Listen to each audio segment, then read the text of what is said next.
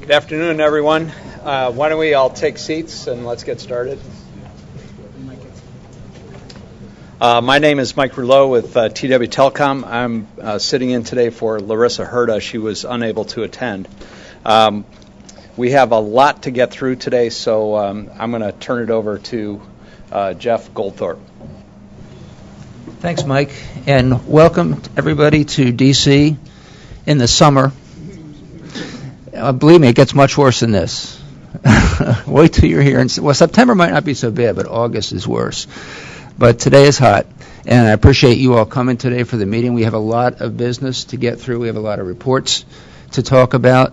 I thank you all for reviewing all of them. There was a lot to read, and so thank you for going through that and doing it and for contributing to the reports. So I will then just now turn it back over to Mike very briefly, or to Dave. Dave, why don't you just take over from here? Great. Good. Well, thank you, Jeff. And Mike, thank you for stepping in. I was in Nashville for the last 4 days, and if it's hot here, it's hot in Nashville right now, hot and humid. But thank you for joining us today for the fourth meeting of the CSRIC. And today's agenda is packed with issues that reflect the most important goals of the FCC today, and really, I think, goals that rank right up there across our nation. We thank you for all the hard work that went into developing the reports you'll be presenting today and the recommendations on which which you'll be voting.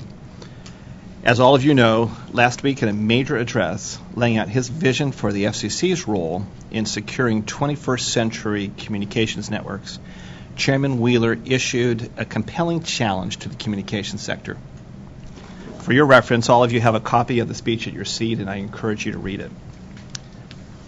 Highlight it, beat it up, let us know the parts you like, the parts you don't like, but most importantly, let's engage in the dialogue, because at its essence, it's really a call to industry to say, let's work together. Let's have industry lead what should be our approach as a nation to securing networks in the 21st century. The success of his strategy will depend on you. Today, I want to underscore that those of you who are serving on the CSRIC are crucial to building the new paradigm that he speaks of proactive, measurable, accountable, business-driven risk management for communication security and reliability. This new paradigm applies to every working group in this CSRIC. So I want to spend a moment hitting the highlights of the Chairman's challenge. First, our strategy is based on the promise of the Internet to create opportunities to grow the economy, enhance U.S. competitiveness, and improve the lives of the American people, alongside the challenging reality that complex threats to our communications networks place our security and economy at risk without a strong industry-led collaborative effort to tackle them. I want to stop there for a second, because while there's an upside and a downside, there's really a lot more upside to getting this right. You know, when people, consumers, when America has confidence in its networks, we use the networks more. We do more financial transactions on the networks. We embed them throughout our lives. So there really is a compelling win-win interest for us working together to get this right. This is crucial for the viability of the communications market. Consumers have turned to online services to conduct critical financial and commercial transactions, and today's global business fundamentally depends on IP-based communications. It is imperative that we preserve consumer confidence and business trust in the U.S. communications sector in order to keep this engine of innovation running. Proactive, effective measures by communication providers to strengthen the security and resiliency of their networks and services will bear fruit in increased customer loyalty and global competitiveness. There are elements of cybersecurity that are bigger than a single company. That's why your work is so important. Done right, it will positively impact the bottom line for the whole sector. Chairman Wheeler believes the FCC's responsibility to promote public safety and network security is fundamental, and that the FCC cannot abdicate its responsibilities simply because the threats to network security have begun to arrive via new technologies. The pace of innovation on the internet is faster than the pace of rulemaking. So together we must develop a better way to identify the risk to communication, predict evolving cyber threats, and engage in proactive activity to avoid or at least mitigate attacks. This is crucial for public safety. I spent the last 2 days in Nashville at the NENA conference speaking with a broad range of 911 stakeholders, fire and police officials, EMTs, emergency number professionals, call takers, and I can tell you that to them, cybersecurity is a concern. They rely on secure communication networks to do their jobs and protect our communities. And while making risk-based decisions is inherent in their work, they don't have the information they need today to do this as their underlying networks shift to IP. Security for public safety communication has benefited from a relatively closed nature of switched transport networks for the last few decades. We need to achieve comparable confidence in this IP world that we're moving towards.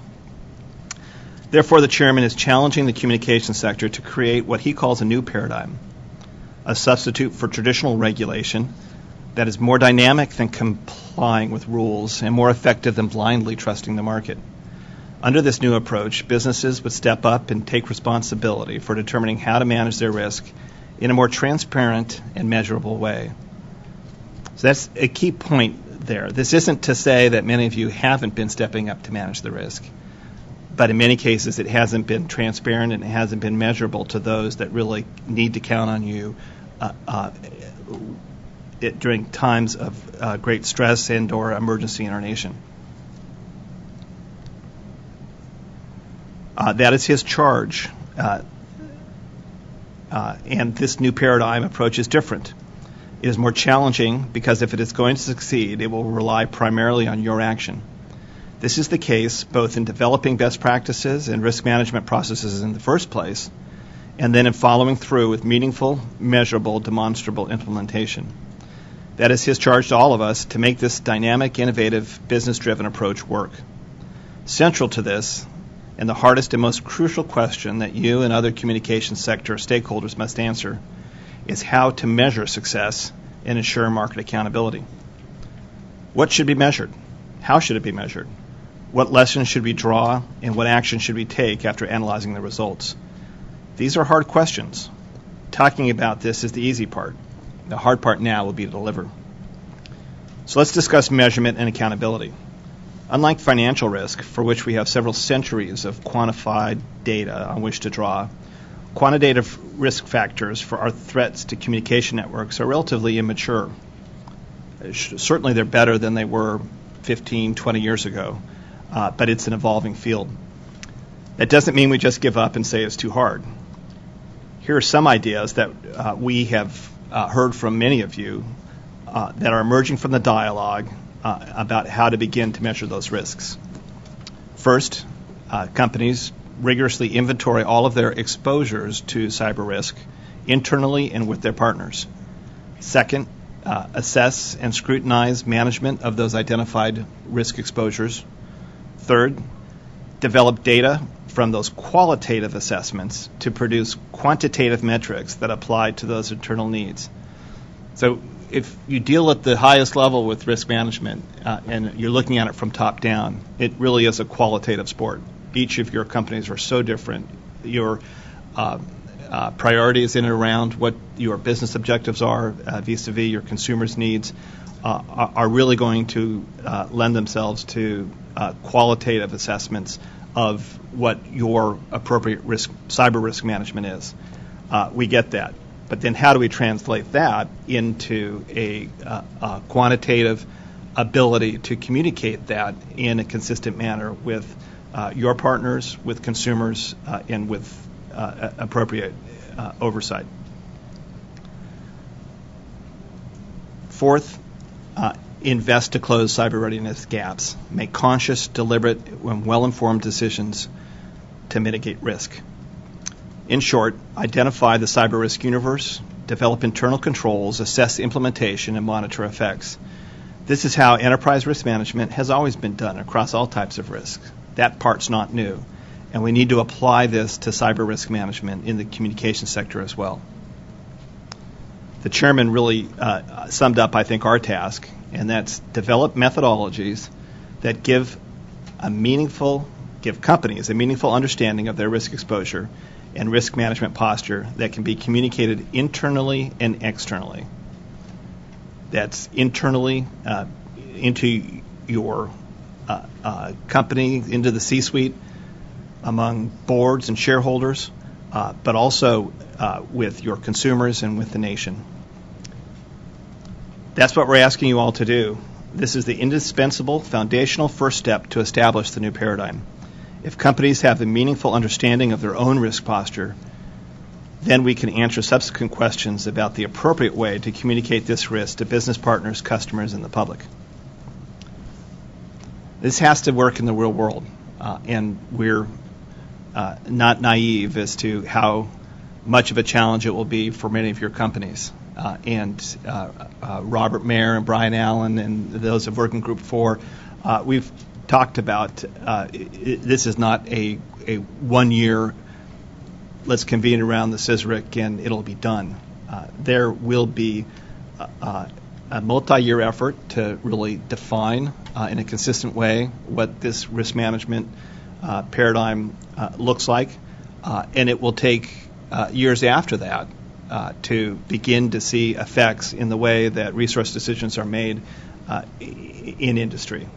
So we're not expecting to, in a year, fix the entire cyber problem for the comm sector. But we are expecting to work with you to begin to see the path ahead laid out in a clear and definable way, and then to see that demonstrable activity amongst the sector to begin to follow that path and close cyber readiness gaps.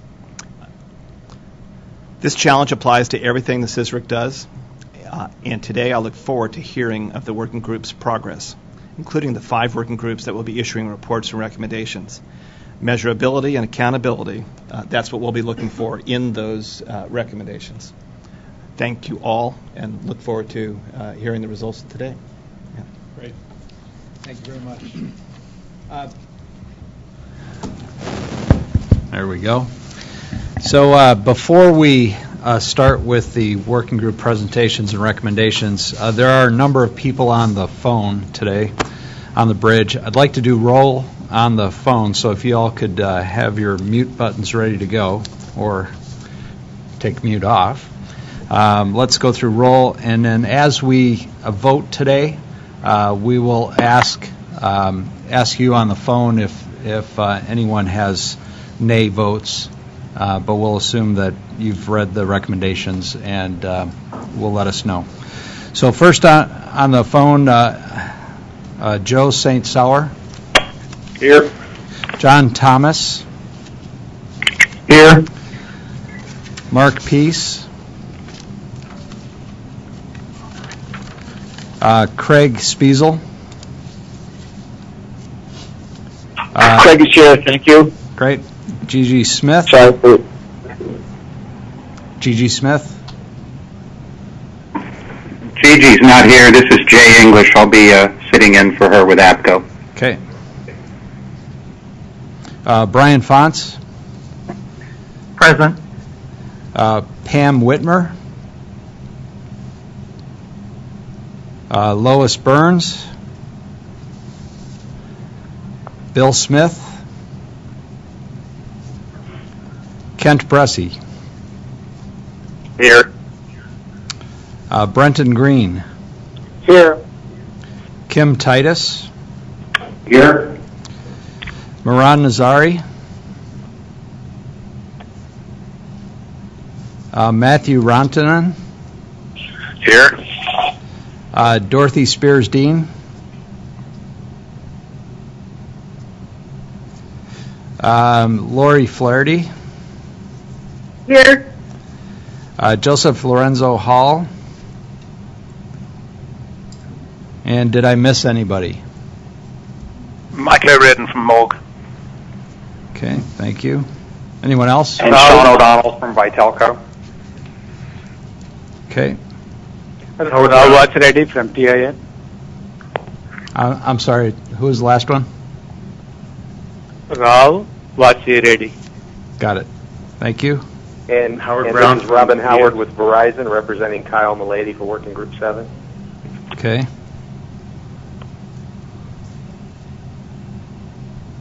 Tim Dunn from T-Mobile and Working Group 2.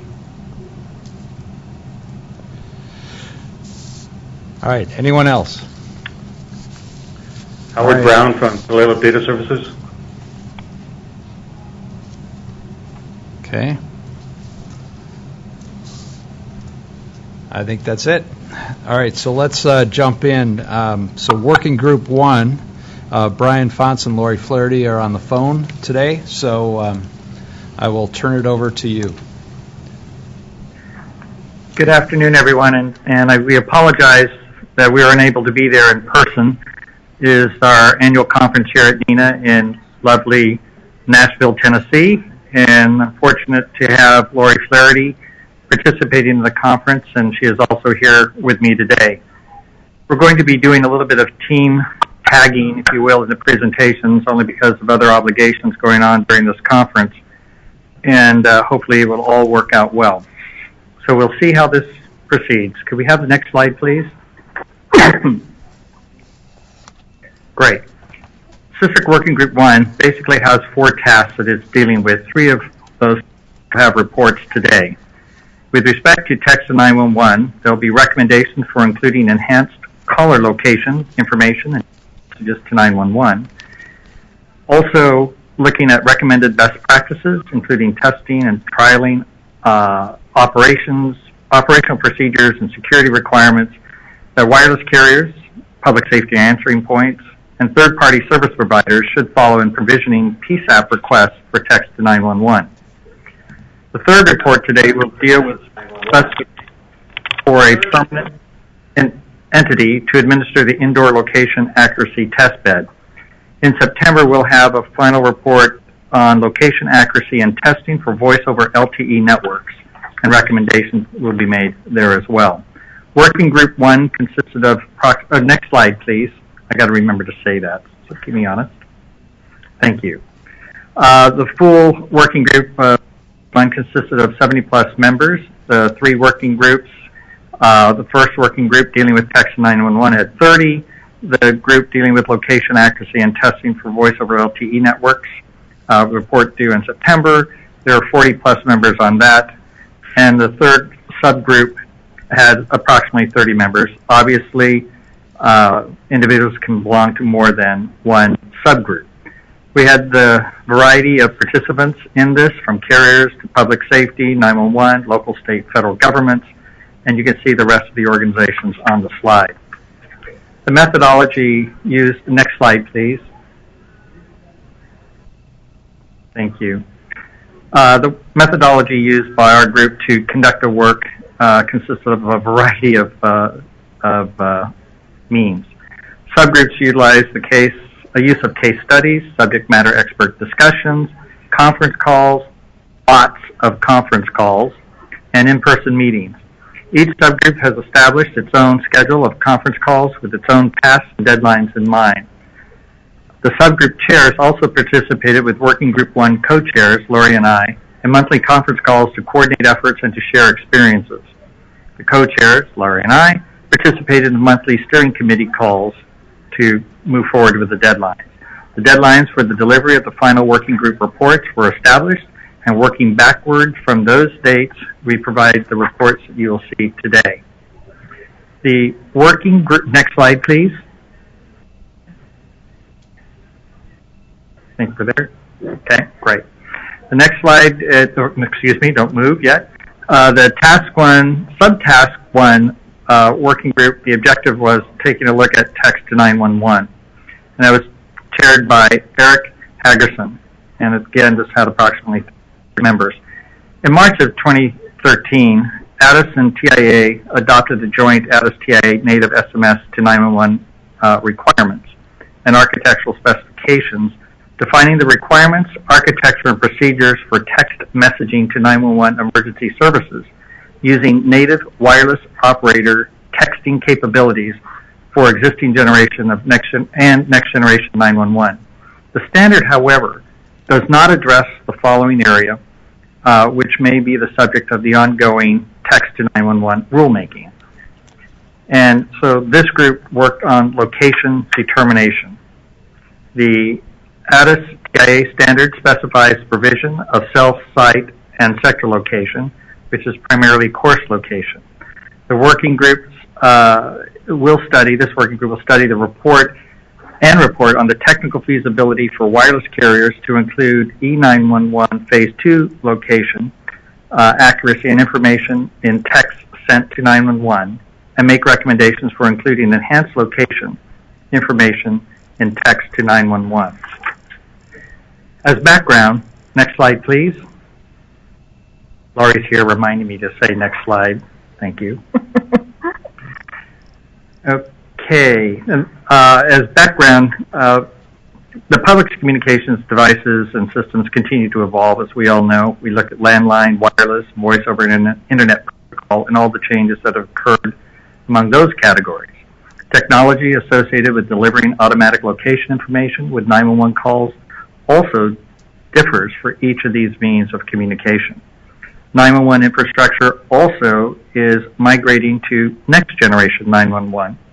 And SMS text messages technology, as we know today, was never intended for the use as an emergency communications mode. Next slide, please. With respect to the problem and issue statement for this working group, location information obviously is vital for 911 calls, not only in the terms of routing the calls to the PSAP, but also dispatching the field responders to a location where that 911 call is being made. We all know in the 911 world, in the wireless world, there are two approaches. One is the Phase 1 or course location, cell site, and sector if possible. And then also looking at enhanced or E911 Phase 2, providing some additional information with lat-long coordinates. Existing standards for text to 911 include specification for provisioning course location information. The real issue is the feasibility of providing enhanced location information. In addition to the work of this working group, we are all aware of the next, are we on the right slide? If we are on the right slide, thank you. In addition to the work of the working group, there's been a voluntary agreement reached by the four largest carriers, Verizon, AT&T, Sprint, and T-Mobile, as well as NENA and APCO. And with this agreement, there's also the bounce back provisions provided last year and the availability no later than May 15 of 2014 to enable their networks to receive requests from PSAPs to begin the texting to 911 process within that PSAP. I'm pleased to report, at least from the information we received, that the carriers did comply with the agreements of the voluntary agreement, the terms of the voluntary agreement.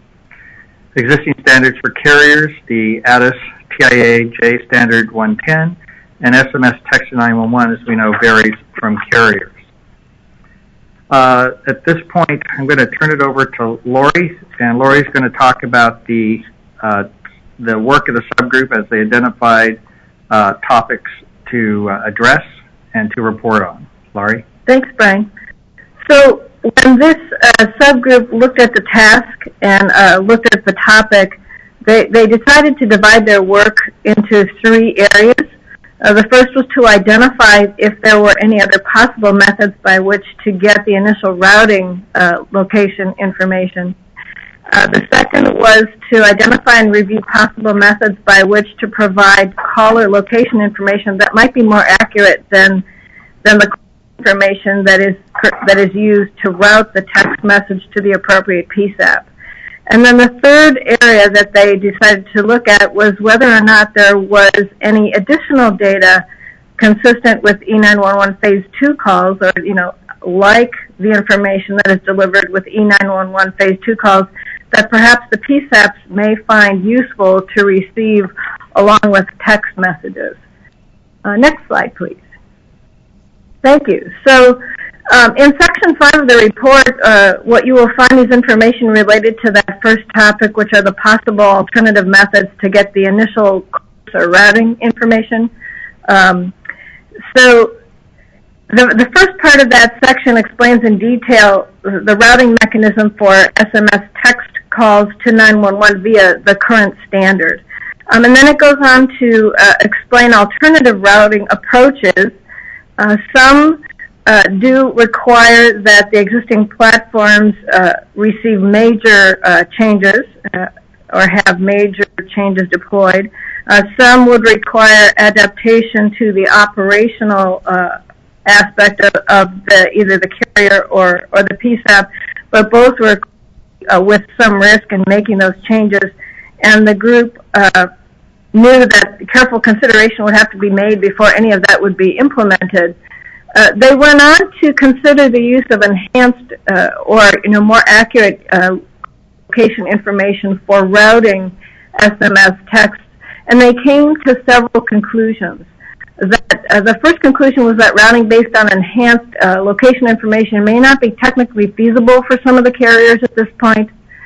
Also, relying on enhanced location information may actually delay the routing mechanism because it does take time to generate that information, particularly if it's dynamic in nature. And the third thing they concluded was that not all current location platforms have the technology to generate enhanced location information.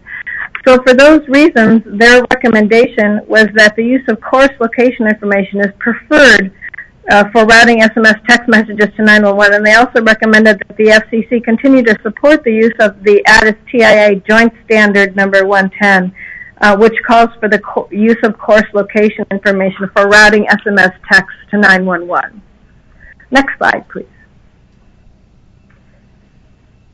So the next section of the report, Section 6, has to do with the feasibility of providing enhanced or more accurate location information during SMS text messages to 911.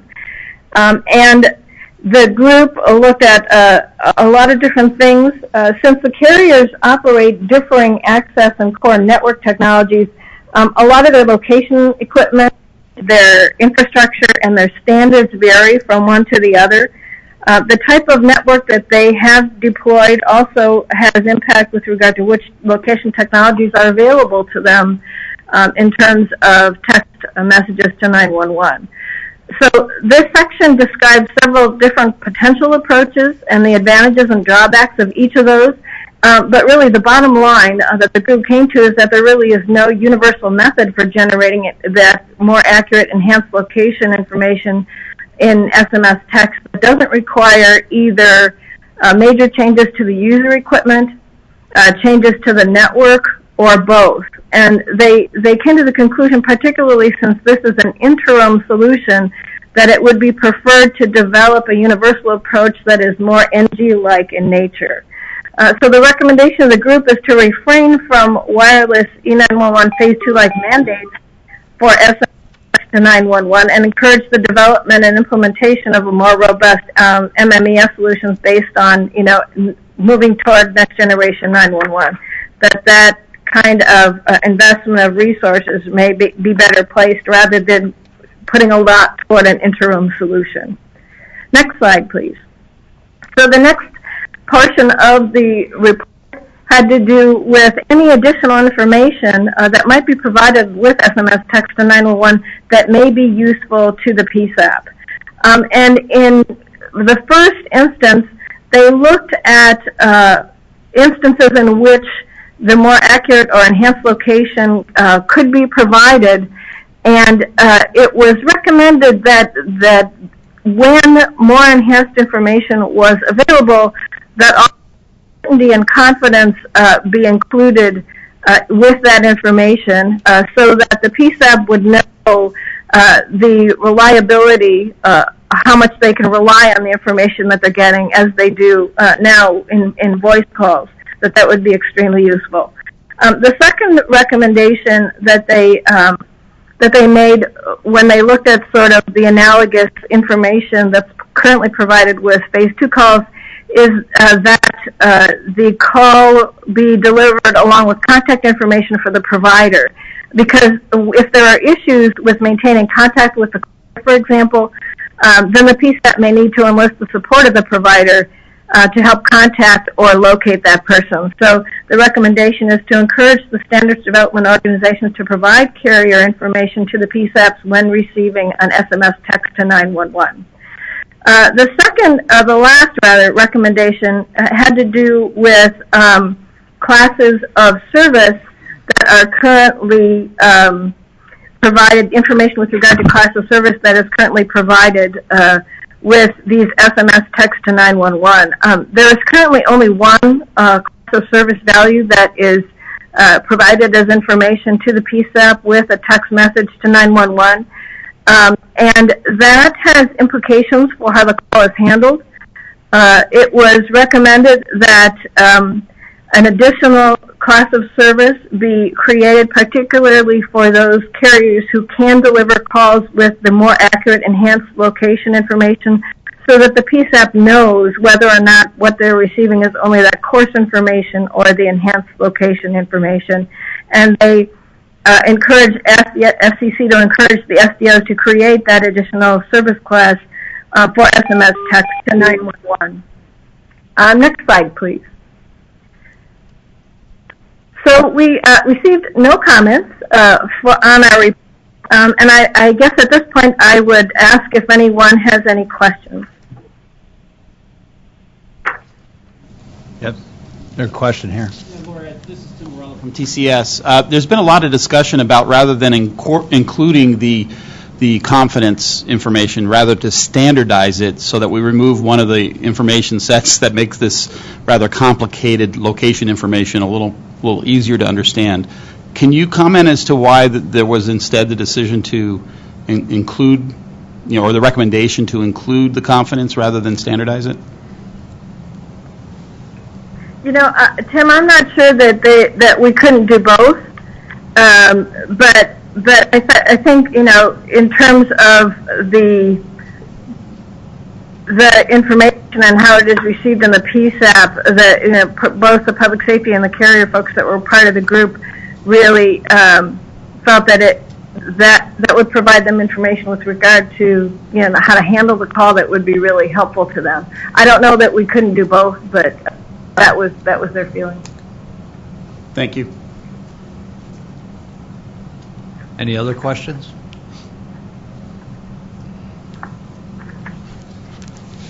Okay. Lori or Brian, all of the recommendations seem to apply to just SMS text. Was there any discussion about how MMS should be included, or was MMS deferred until the LTE MMES element that you talked about in your slide? The group, when they had initial discussions about scope, really decided to confine their discussion to the way that the interim text to 911 was described, particularly in the joint standard, TIA joint standard. And so they decided that any extensive discussion of MMES was sort of out of scope. It's not that they couldn't have, but this is a pretty broad topic, and in the time frame, they just really decided to focus on the current standard and as it is for the implementation of the voluntary agreement. Okay, because MMS is a reality today, and different carriers, different of the TCCs handle it in very different ways. And I think we probably need a little bit of public education here. Many folks don't realize the minute you add your mom on your 911 call as CC, your SMS text becomes an MMS text. And is handled very differently with regard to location, and may not make it to the call center at all.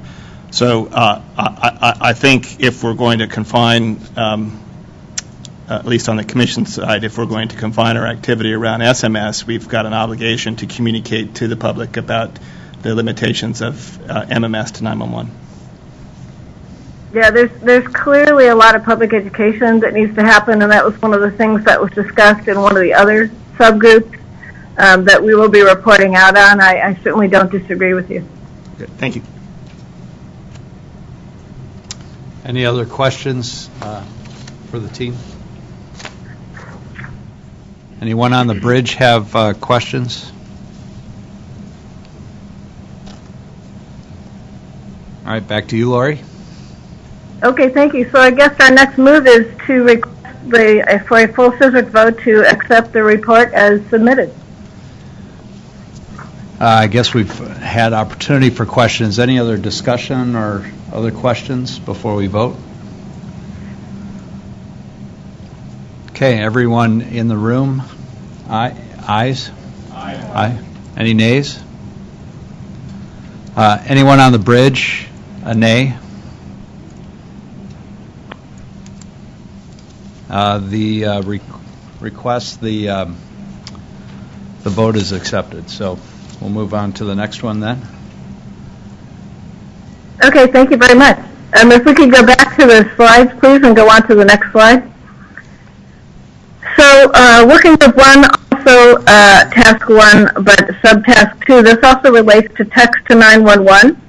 And this objective, the group of the folks that worked on this objective were really addressing the idea that the joint standard does include specifications for the carriers, but the needs of the PSAPs were largely unaddressed, and something really needed to be done to support them in terms of getting ready to request the text to 911 service. So the group was charged with recommending best practices, including testing and trialing, operational procedures, and security requirements that the third-party service providers, wireless carriers, and the PSAPs could use together and follow in terms of provisioning PSAP requests for text to 911 service. Next slide, please. So the background on this is the same as for the previous report. As was mentioned, the voluntary agreement has been put in place for the interim text to 911. There is a standard in place. But as we mentioned, the PSAP considerations were not being addressed. Concurrent with the creation of this working group in CSRIC, there was also an ad hoc group that was formed, which was entitled the Service Coordination Group, which had really wide representation of both public safety and the carrier community, and they produced several really useful resources for the PSAP community. There were other organizations like NENA and APCO that also produced additional resources for the PSAPs in addressing their needs. So this working group or this subgroup made sure that they had representation from all of those groups within their subgroup. And what they ended up doing was looking at where the overlaps were and identified any gaps that there might be that this group could address that hadn't already been addressed by someone else. So also all of the documents that were produced by all of these other groups were included as references in this report. So the content of the this report, if we could go on to the next slide, thank you, includes several different things.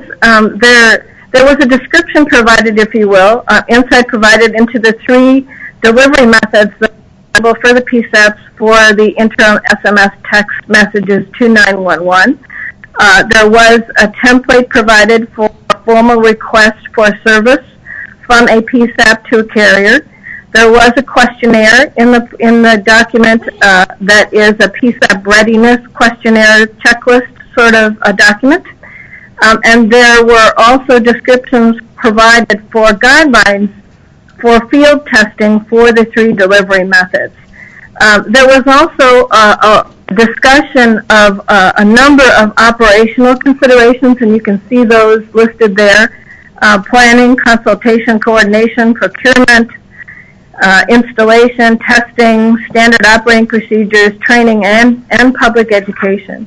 And if we could go to the next slide, this working group made two general recommendations with regard to their findings. The first is that the FCC considered working with appropriate entities to adopt a common approach to cybersecurity beyond the federal level, and clearly there's a lot of work already happening in that level, but they thought that was a particular concern as we address new forms of technology into the infrastructure. And it was also recommended that the FCC work with the National 911 Office and the Department of Justice to take every possible opportunity to collaborate with 911 governing authorities to implement the best practices within this document and the references that are included from the other sources. So those are their two general recommendations. And once again, we did not receive comments to this report, but I'd be happy to take any questions that folks may have. Any questions for Lori? Yes, Dave. Lori, as I look back at the deliverable best practices, including testing and trialing, operational procedures, and security requirements for PSAPs and third-party OSPs in provisioning text 911, it strikes me that we're looking at this around a single PSAP, maybe unintentionally, and not looking at the handoff of text calls between PSAPs. I'm told that the J Standard 110 does not include a standard for the handoff of text calls from one PSAP to another, and quite often the operators that have had some experience with text 911 are telling me that is a shortfall right now. And in talking to some of the OSPs, they've indicated that desire to have a standard for the handoff. Is that something we should look at as follow-on work for this particular working group, or is that something that was included in what you looked at and maybe just didn't make the report out? I don't recall that was included in the discussions with this group had, but, it certainly is something that could be pursued. It's relatively small, so, I don't see why it couldn't. Yeah, that'd be great if the working group could give us a recommendation on what body should tackle. Well, first, should we tackle this as a standard, and what body should work on establishing the standard? I'm making a note of that as we speak. Thank you.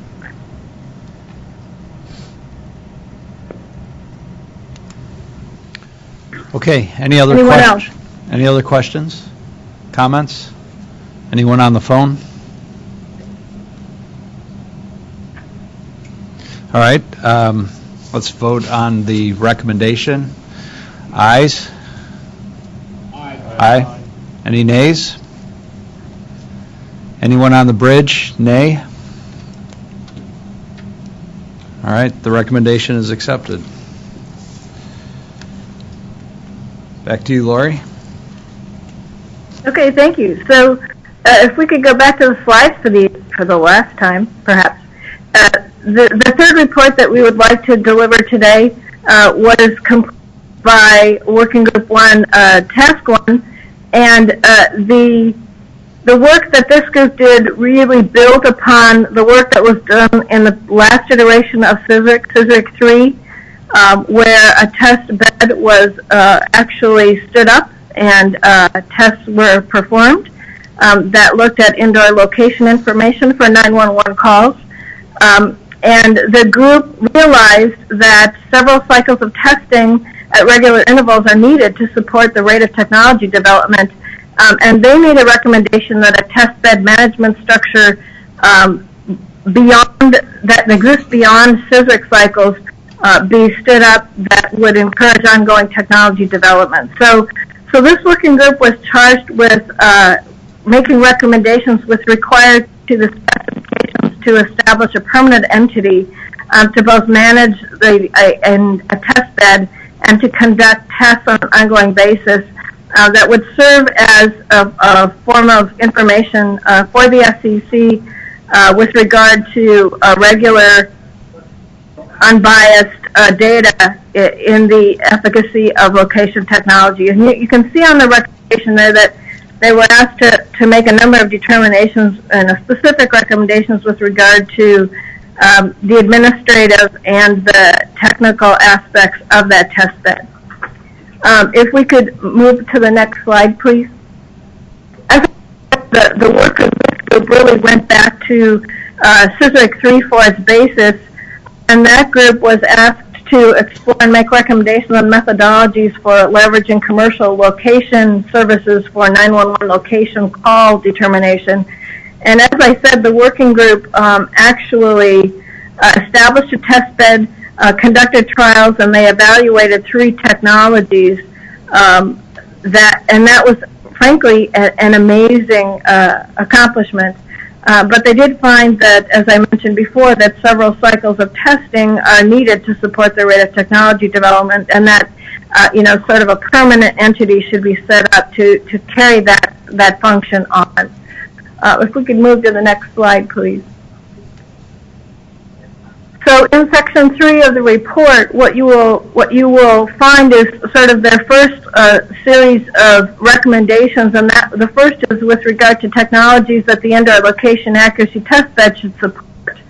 And they were 3 basic groups of technologies in general: current or near-term technologies, those that are currently in use or in the process of being deployed; those that are near-term but have special use case technologies. Those that, sort of compared to others would require unique provisions like localized infrastructure or calibration, and therefore they should be studied separately or evaluated separately. And then the third was the future technologies, or those who would be of interest, and the test bed would need to be a little bit flexible in order to accommodate those future technologies. Next slide, please. The next section of the report had to do with the types of tests for the location accuracy test bed, and the recommendation was to adopt in full or large part the test methodology that in CSRIC 3, at least for near term, and then look at extending and adapting that approach for future testing. The guiding principle and their recommendation for SEC with regard to this is a recommendation for a plan that enables a reasonably thorough characterization of the performance while being also cognizant of the cost and the logistical complexity of a test of this type. They also made a number of recommendations with regard to considerations near term for the test bed, and I'm not going to go into any detail. I'm not going to go through all 8, but just to give you a couple of examples, one was to test with enough buildings and distinct building types in each morphology to characterize the performance of indoor location equipment within that kind of morphology. Another one was to test multiple devices from each vendor, and they even made suggestions for how many devices were used in CSRIC 3 from each vendor.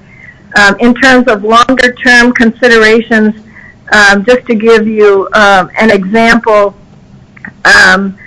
they were broader considerations, but certainly one was that a management framework and funding mechanisms would need to be established along the guidelines discussed in the document. They also made a point of mentioning that any test protocol design would definitely have to evolve as technology advances, and that is something that would need to be kept in mind. Next slide, please. Just in terms of additional background, one of the points that the group made that they felt was really important was that in the original charter for CSRIC 4, the FCC directed the definition of the test bed and the characteristics of an ongoing entity to manage it toward the broad evaluation of available and emerging technologies. Sort of what followed after CSRIC had been stood up in February 2014 was further notice of proposed rulemaking addressing accuracy requirements. They just wanted to make the note that, if we're talking about criteria for the evaluation of emerging technology, that perhaps would be a lot different than the criteria for evaluating regulatory compliance. And they just wanted to make sure we made that point. Next slide, please. So the next section of the report had to do with their recommendations for the management framework for this test bed to ensure that the location technologies can be tested in an unbiased and a timely manner under typical 911 conditions.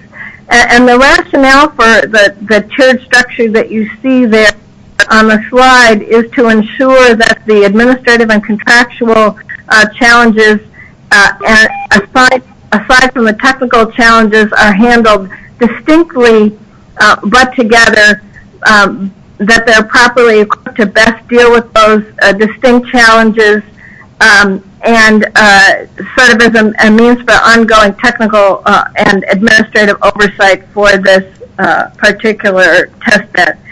So the test bed program manager was one of the recommended positions, and that would be the person who's the primary administrative person, if you will, in charge of all of the different aspects of managing a test bed.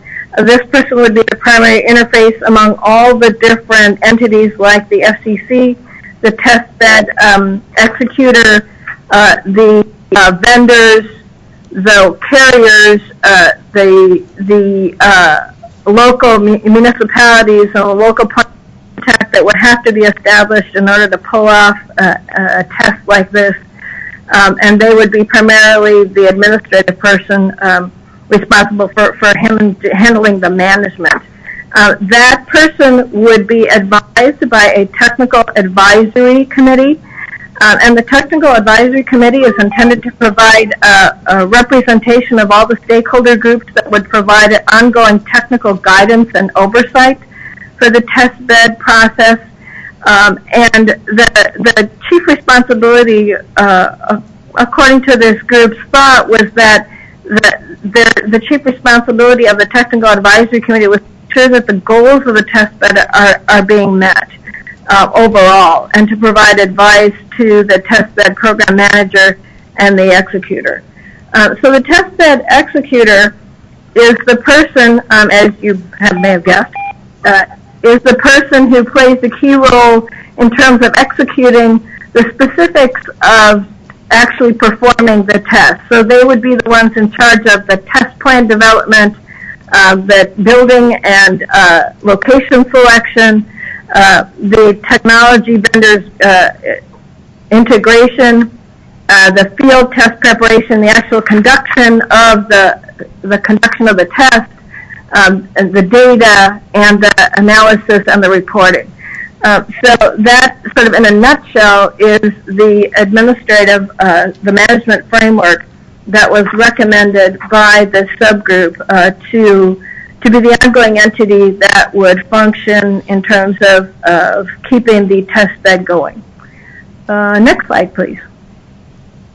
The next section had to do with funding mechanisms. Overall considerations of the group, clearly it is important to maintain impartiality in terms of funding in order to arrive at objective and impartial that could be useful in terms of determining the accuracy of location types of technologies.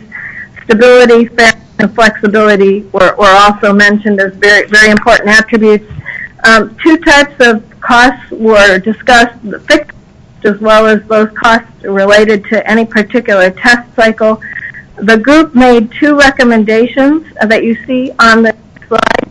The first had to do with fixed cost, and their recommendation was that the federal agencies pursue funding to support the fixed cost, that the Commission manage the test bed in coordination with the National 911 program, and that the fixed cost would cover the program manager, and the administrative piece.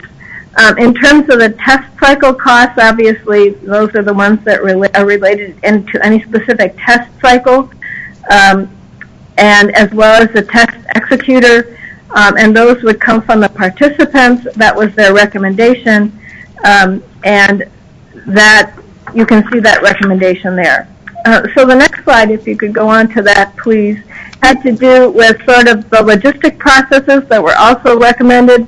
And these would be this section addresses the process by which, testing is conducted. So that would be the planning, the actual conduction of the test, the data analysis, the reporting, and also the requirements for any candidate technologies register with this entity, and the documentation to be submitted by candidates for consideration.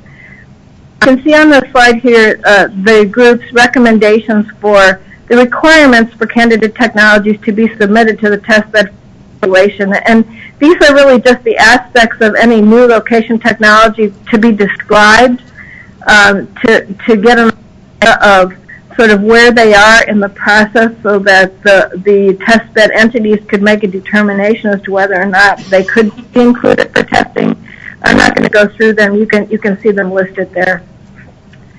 If we could go on to the next slide, this next section talks about this recommendations for the stakeholders who will expect to be involved and expect to interact with those that are running the testbed.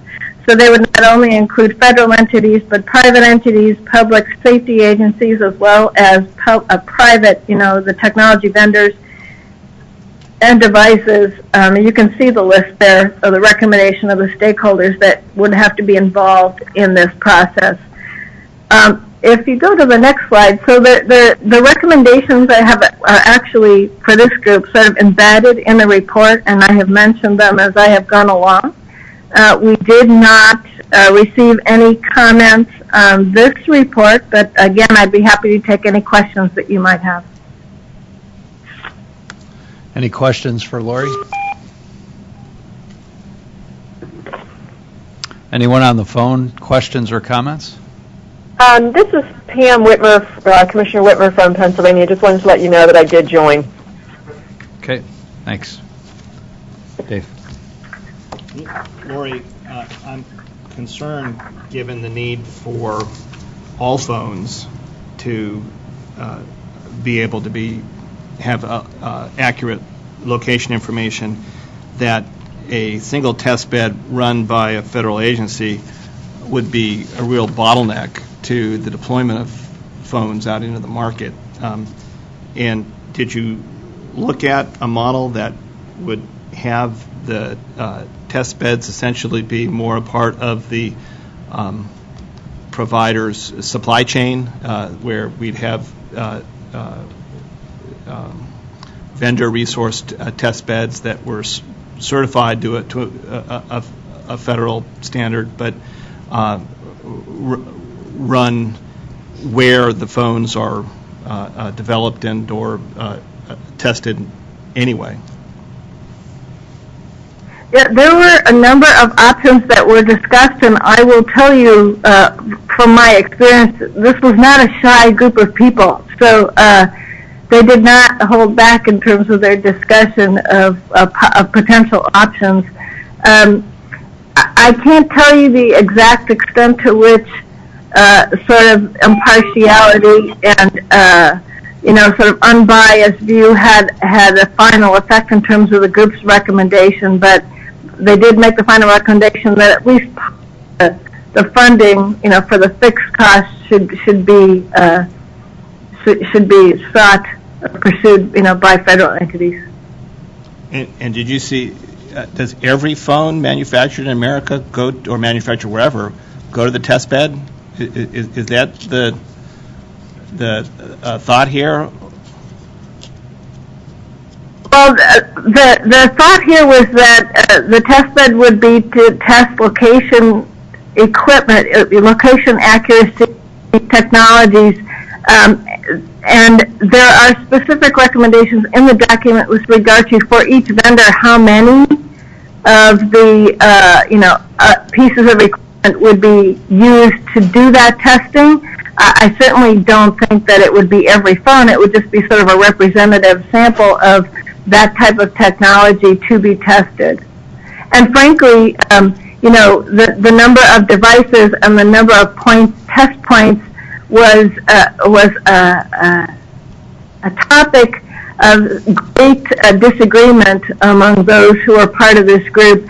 And I think it may be helpful to the Commission to know that the exact number of devices is something that is, going to have further discussion. Okay, thank you. Okay, any other questions or comments? Anyone on the phone? Questions or comments? All right. All those in favor of the recommendation? Aye? Aye. Any nays? Anyone on the phone? Nay? Opposed? All right. The recommendation passes. All right. Amen. Hallelujah. There is one more slide that I just need to give a really short update on the group that's working on location accuracy and testing for voice over LTE, and that's being chaired by Jenny Hansen. This group of folks has been asked to look at recommendations for key performance indicators and the different types of testing as part of the recommended maintenance testing every 2 years that has already been established. They've been asked to look at the current recommendations to see whether or not they still apply, and they will make recommendations for any necessary changes in any of the current recommendations. That group will report out to CSRIC with their final report in September. They are meeting consistently by conference call. They have an in-person meeting scheduled for this coming week. And I think the very last slide on the slide deck just, our next steps will be to execute the work plan to finish that final task and provide status updates as we go along. So thank you very much. All right. Thanks, Lori and Brian. Let's move now to Working Group 2, Brian Joseph and John Madden.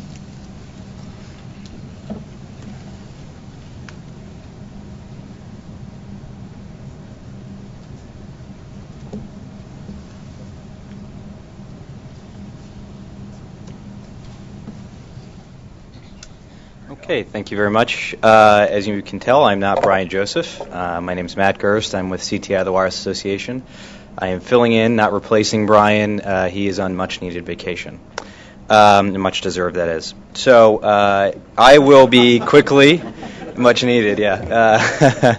I will be quickly going through basically an overview of the WIA Wireless Emergency Alert Working Group 2 organizational structure, their methodology, and then Tim Dunn from T-Mobile will be presenting the recommendations of the first subgroup. So the WIA working group established 3 subgroups that were holding calls on a weekly basis to address the issues laid out by the FCC in the CSRIC charter. 3 working groups are testing, which we will be presenting recommendations on today. The geographic targeting, message content, and character limitations, basically updates to the features of the WIA system. And then also looking at security of the WIA transmissions themselves. These subgroups were holding separate meetings and then reporting back to the full working group, and that's how they're sort of developing, very similar to the other working groups. As for the testing subgroup, they, in terms of methodology, utilize a number of different information tools to gather their recommendations. They surveyed a number of the users of WIA, of the WIA system, that is the alert originators and some other entities and stakeholders in the WIA process. They looked at third-party research. They engaged subject matter experts and engaged in a number of conference calls, as you would imagine. And again, Tim will be presenting the report and recommendations that we hope you will adopt today. The geographic targeting, message content, and character limitations subgroup again, is using similar tools to develop their recommendations, including reaching out to federal government agency experts, looking at third-party research, again, relying on subject matter experts, and, again, holding a number of conference calls. Their report is scheduled to be delivered at the September CSRIC meeting. One quick point on what that working group particularly is up to. Specifically, they, as part of their scope, are looking at examining enhancements to WIA since its deployment a few years ago. They're looking at alert originator needs against the current and future technical capabilities, while accounting for the public's ongoing response to WIA that we're all learning about as WIAs are successfully being deployed throughout the United States, accounting for legacy technologies and backward compatibility issues, again, with the legacy technologies that are already available. So they're engaging in evaluation of WIA message length options, geo-targeting options, and comprehensive mobile alerting concepts. The final subgroup, which is just getting started, is the security sub-working group. They will be addressing secure origination, transmission, distribution, and receipt of WIA messages. They're basically looking at the security of WIA as it's originated and delivered to basically an end-to-end review. There have been no security breaches to date of the WIA system, but they are looking at security issues at various touch points, and you all are likely familiar with all of those touch points within the WIA transmission system that they're considering. They are very cognizant that there are multiple other working groups that are part of CSRIC looking at security issues and are willing and will be coordinating with those groups as well to ensure a consistent message. They expect that report and recommendations will be delivered at the December CSRIC meeting. As far as next steps, obviously they will be continuing to launch new subgroups as they are looking at remaining study areas, scheduling face-to-face meetings. I think the upcoming in just a few weeks or months. They're going to continue with their weekly calls, and they were happy to provide periodic status updates to the steering committee and the full CSRIC. So that's all for the report on the high-level review of Working Group 2. And Tim, are you on the line? Yes, I am. Tim Dunn, are you on the line? Yes, Pat, I am. Okay, great. So I'll go ahead and advance the slide as you tell me, but I'm going to take it away.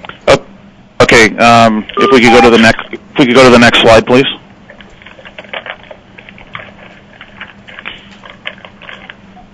Next slide, please. There we go. Thank you. So the objectives of the testing subgroup were to examine the WIA service, exploring facets of the current testing paradigm, with looking at an approach that would support an option for open end-to-end testing. They consider the needs and interests of the stakeholders involved, including the alert originators, federal government entities, state and local government organizations, and the commercial service providers. Next slide, please.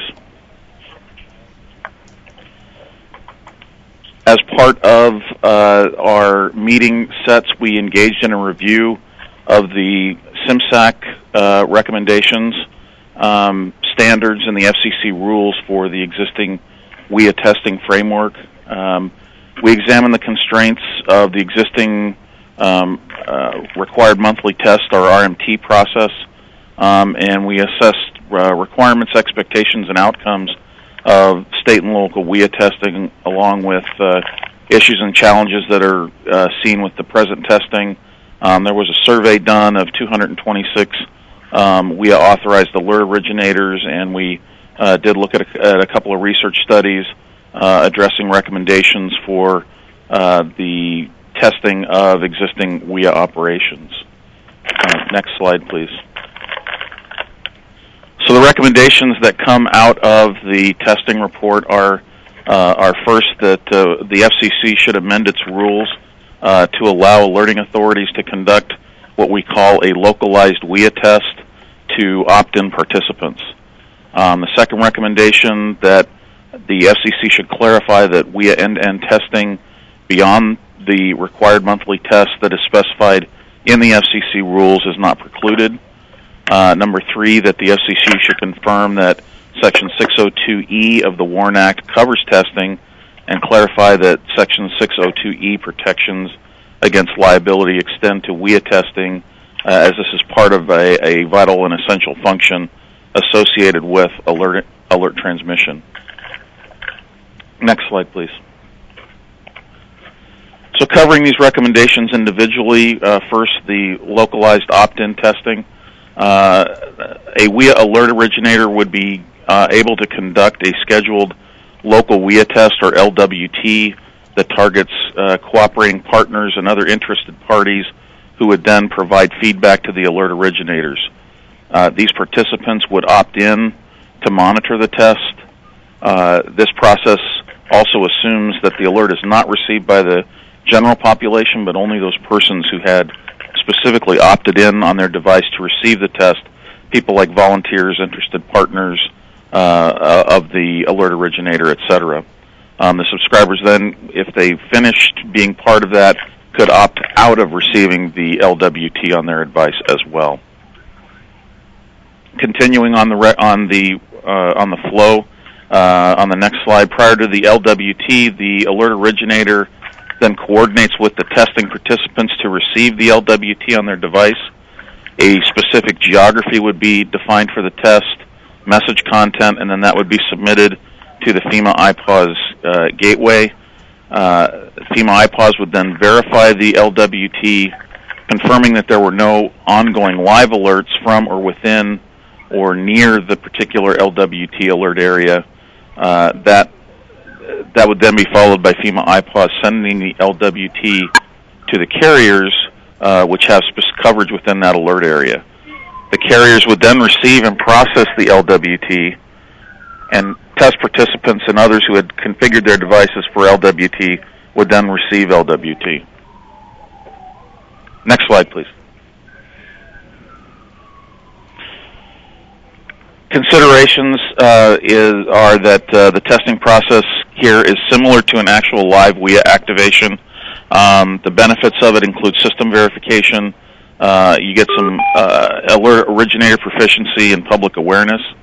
The test provides limited public exposure to an actual WIA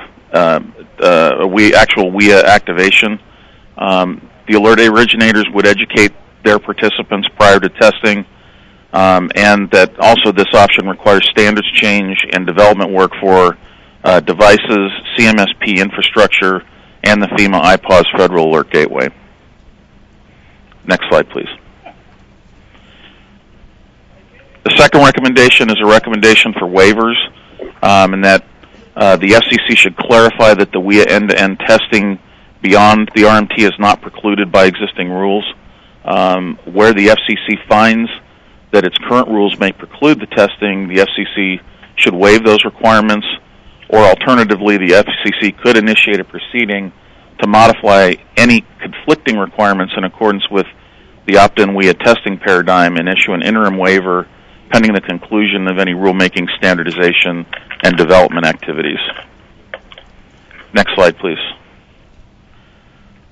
The next recommendation on recommendation for liability protection, the FCC should confirm that Section 602E of the WARN Act covers testing, and if necessary, the FCC should work with Congress or through other legislative means to clarify that the Section 602E protections against liability afforded to commercial mobile service providers extend to any WIA testing, as this is a vital function associated with alert transmission.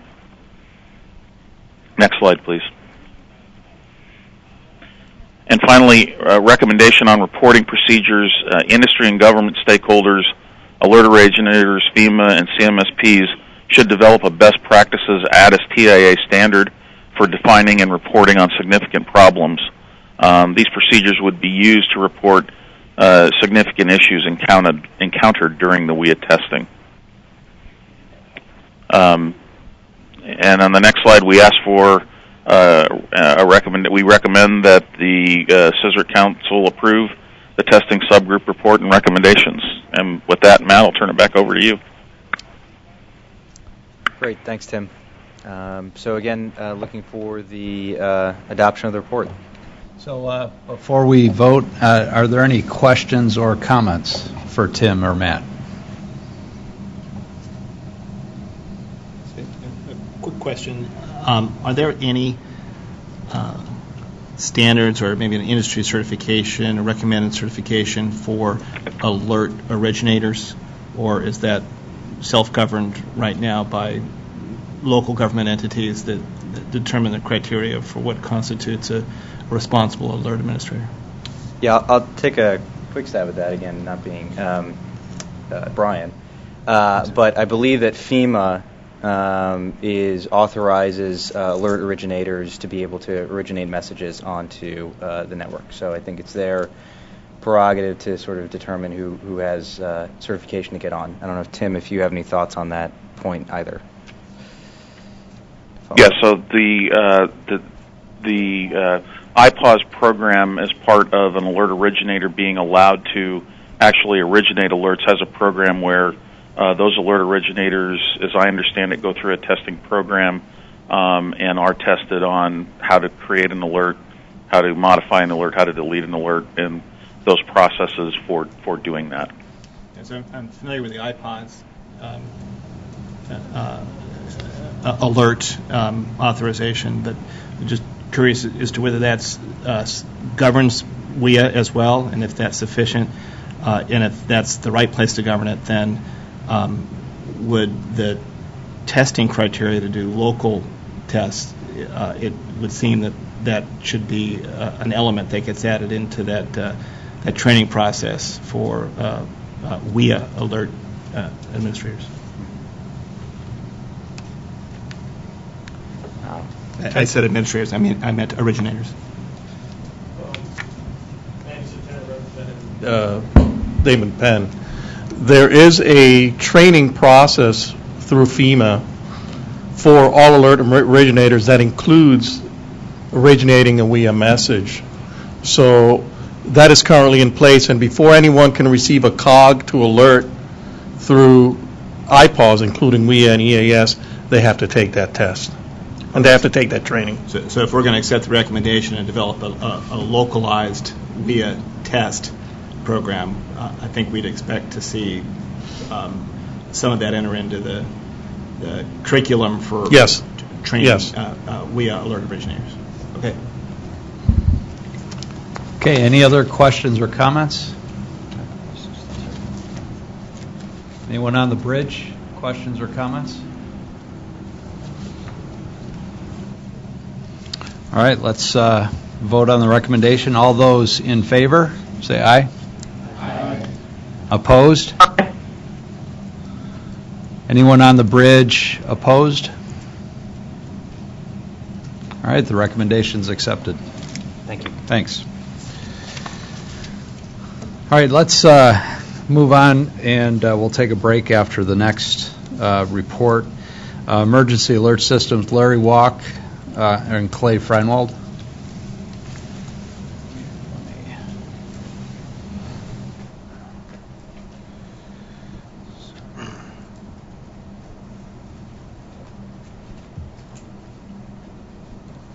Where do I advance it? Just here? Okay, over here. Either way. Okay. Easy arrows are. Okay. I'm Larry Walk from the NAB. Not entirely thrilled to be standing between you and your break, but I'll try to be brief. We are the Emergency Alert System Working Group number 3. We're going to present 2 reports today. I'll go to the next slide. I'll just brief recap. We were essentially tasked with 3 projects to look at. The first one we submitted back in June on state EAS plans. Today I'm going to give you a brief summary of our report on issues that arose out of the nationwide EAS test, and then my working group colleague Richard Perlato will present an interim report on cybersecurity best practices as they relate to EAS. And then in December we're due to provide a more comprehensive report on security of the EAS in general. I'll These are our participants in our working group. The co-chairs of this subcommittee are Steve Johnson and Dan Mettler, neither of whom could join us today, unfortunately. Steve's in Italy on a 2-week vacation, and Dan is traveling for work. But I do want to thank them for doing the heavy lifting on guiding this subcommittee's work. Essentially, this subcommittee was tasked with taking a look at a public notice that the FCC put out in September of 2013, in which it identified and asked questions about some of the operational issues that came to light during the first nationwide test of the EAS system. Our group looked at the entire public notice and identified a few key issues that they discussed at length, and I'll just run through their recommendations and what they concluded about those key issues. The first issue that the group looked at in depth was the application of the EAS header elements to presidential EAS alerts. Header elements include the time, the location, the type of the event that's occurring. One of the main issues that arose during the EAS test had to do with the timestamp of the EAS message. In some cases, the actual timestamp on the EAS alert arrived after the time of release code that was coded into the alert. In some cases, it arrived before, or it was received before the time of release code. We looked at that issue. We decided that the former situation, not a big deal, mostly a minor issue, as long as the message is actually received before the time of release code period expired. On the other hand, when the message was received before the time of release code was coded for, our group discussed and came to the recommendation that we really just need a little clarification from FEMA and the FCC on how EAS participants should handle that situation. Our recommendation is just to allow EAS participants to forward the alerts as soon as technically feasible, but we'll need some confirmation and clarification from the government. The FCC also asked for comment on whether or not they should adopt a nationwide national location code for nationwide EAS tests. Our group recommended 6.0 code, which apparently the technology is a little above my pay grade, but apparently that's something that can be easily incorporated into EAS equipment, doesn't require the expense of any firmware, and it would also prevent any potential confusion during the last nationwide test. I think as a default, they used the Washington, D.C. code, which worked very well, but could potentially cause confusion during future tests. And I'm looking at Manny to make sure he's nodding along with me because this was his baby. You let me know if we're on the wrong track. The next issue involved the application of the EAS header elements to presidential alerts. Within this subtopic, there's an issue with the audio of EAS alerts and how they're delivered.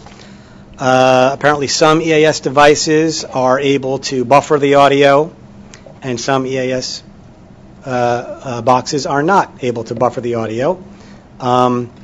Essentially, I won't go into the details, but essentially having capabilities out there to do both at the same time kind of highlights the flaws in each approach.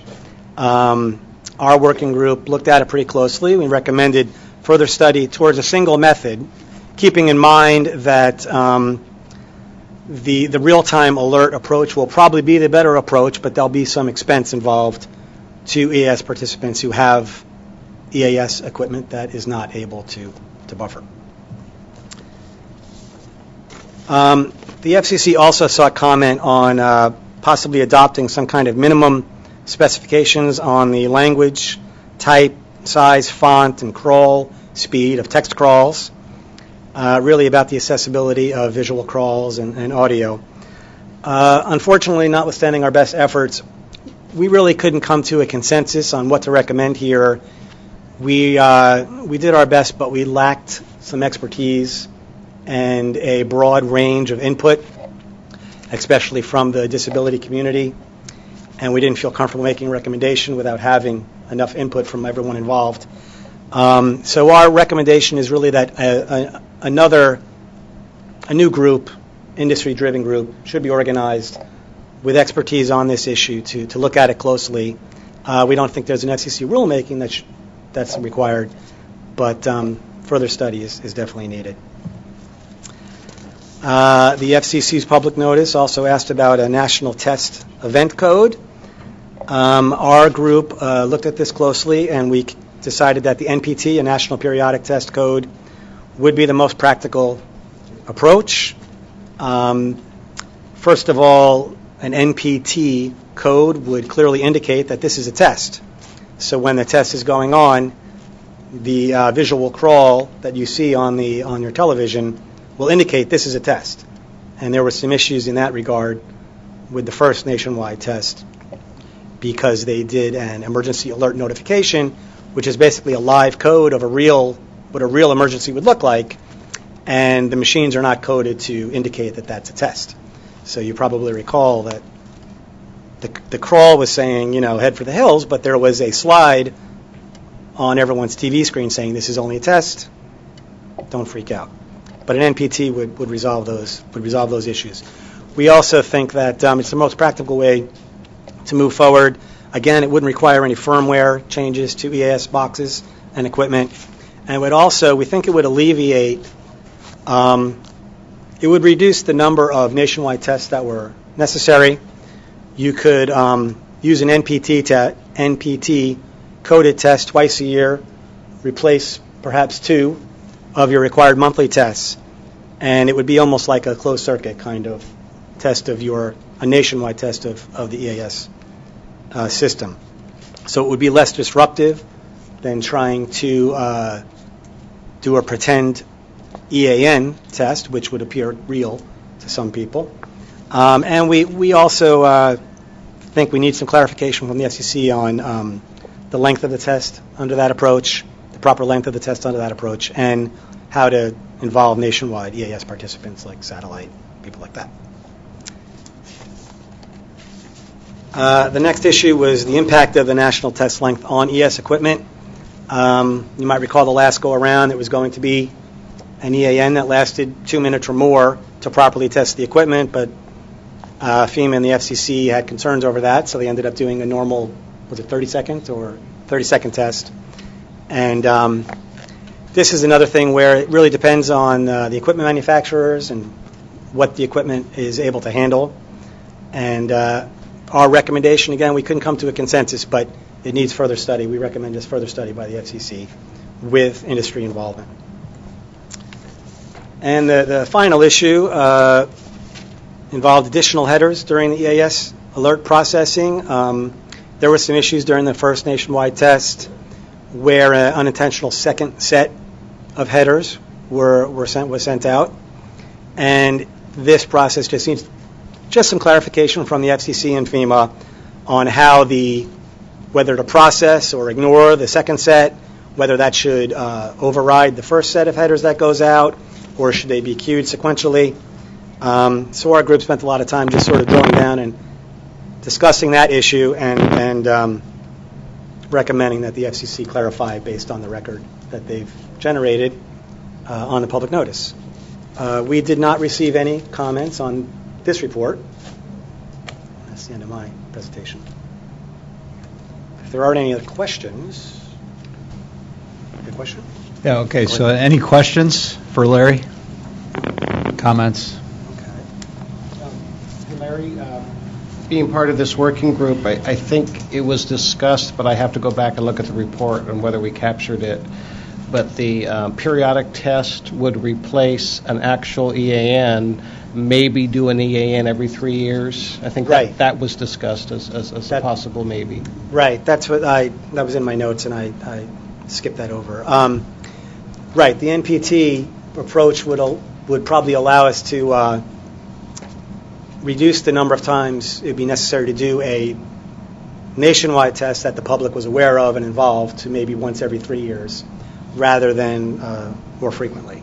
because you could be testing the EAS system nationwide in kind of a closed-circuit basis without having to worry about outreach and all that stuff to the public to avoid any confusion or panic. Thank you, Chris. Okay. And Richard will do another report after. Okay. We want to vote on this one, right? Sorry. Any other questions on the bridge, on the phone? Comments? Okay. So we'll vote. All those in favor? Aye. Any opposed? Anyone on the phone opposed? All right, the recommendation passes. Thank you. I'm going to see if I just go. Yes, I'll pull up his. He said he gave his presentation.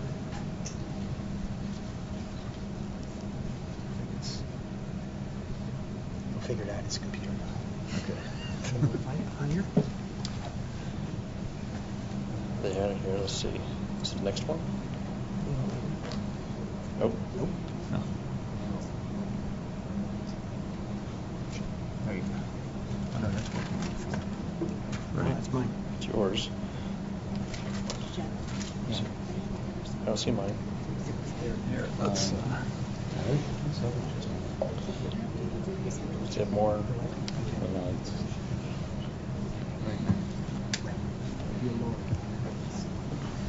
I just opened up what was ever. Okay. Okay.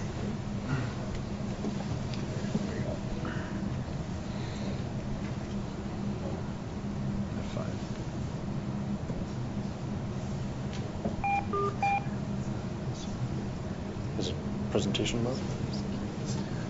You're supposed to just hit F5. Put it in presentation. There we go. My turn. So this is Working Group 3, basically the sub-work group of Working Group 3 concerning the security related to the EAS ecosystem. And that's basically how we looked at it. I want to give a special thanks to Ed Zernicki, who was the original chair. He was replaced partway through it with Neil and myself. He did a lot of the groundwork, and we really appreciate all the work that he did related to that. In CSRIC fashion, I will have a lot of pages with very small print and boxes with small words.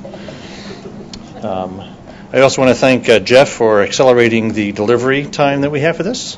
We were expecting September, and here I am standing in front of you in June. The wonderful weather of D.C. A lot of this is already reviewed, basically going over the basics of why the working group's here. Why we're really looking at the security. I mean, as we know, there's been numerous incidents with the EAS systems. We had the infamous attack last year, and there's basically incidents on an annual basis affecting the emergency alert systems. So we wanted to start looking at how can we improve that situation so we had fewer events that everyone had to worry about. And what we're going to be looking at here is primarily the IP-based systems. Right? We're not looking at the legacy systems, and that will be possibly future work with another organization or with another working group. We're looking at this as an entire ecosystem. We're not just looking at just the providers or the originators, but we're actually trying to include in the originators, the government, and as well as the manufacturers, because everybody has a role in security. It's not just one organization. So here's our eye chart of who participated. And of course, coming from the FCC requirements or the FCC recommendations of these are the things we should look at and why we should look at them. And again, we're looking at the participants, the originators, the manufacturers, and what things the government can help looking at the different security related to EAS. We tied in our recommendations with a lot of industry standards, SANS, NIST, and other things as well, where we could find things to kind of support what we're recommending. So it's not really looking at things in a vacuum, but trying to look at things in a much more holistic approach. So a lot of people rely on EAS, and if there's a bad alert going out, that can cause panic, whether or not it's a test or not. If people get a don't even get their EAS. I mean, at this point, EAS is pretty much like water in your house. You know, you just get it all the time, and when your toilet stops working, you get upset. Well, EAS is very similar to that. If that tornado is going to come through and you didn't get the alert, you're going to be awfully upset. And so we need to look at how the ecosystem works, how all of them can communicate with each other, and what are the aspects we can glue them together. So FCC has noted that everyone's using the internet, and we need to do a better job of securing it. We had the statements earlier today from Chairman Wheeler that were repeated, such that security needs to be an aspect of everything we do and look at it more completely. So here's the promised eye charts, a very small print. I'm not actually going to read everything to you, unless you really prefer me to. The idea here is to kind of show all the different things that we're interested in, things that we need to look at, right? So you have different network aspects of the EAS. So you have the devices themselves on the network. And so this is the operations and controls for the operators. And there's a lot of points in here. I do want to make one point I almost forgot about. We did get some comments from a couple people earlier that we've included in this presentation and in the final document that Jeff now has. So I think we had one from Verizon and one other organization as well that were all included in there. So a lot of the operation ones are the standard things you need to do. So they're broken up in 3 different priorities. Priority 1 are the ones you really should do. The priority 2s are the ones you should look at seriously. And the 3s are, kind of the tail end of the things you should be looking at, but not necessarily have to implement. And so a lot of these are the awareness and the accounts, controlling the systems like you would any other system, whether it's a network device or a regular computer, which is what EAS is today. Right, so in the priority 2, we're looking at all the security, more awareness, and 3, more configuration management, trying to control, again, the devices that you have like you would with any other device on your normal network.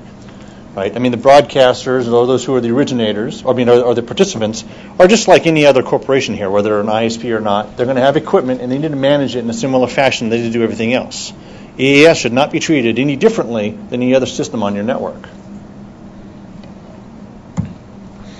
So the originators, again, so this is really looking at several ways. One is looking at the delivery mechanisms to ensure that, the delivery mechanism is secure. Make sure, again, that how they're maintaining their devices that are delivering the messages are also secure in the same fashions. Once again, these are all just network devices that need to be controlled and managed. So the device manufacturers, everybody plays a role in this.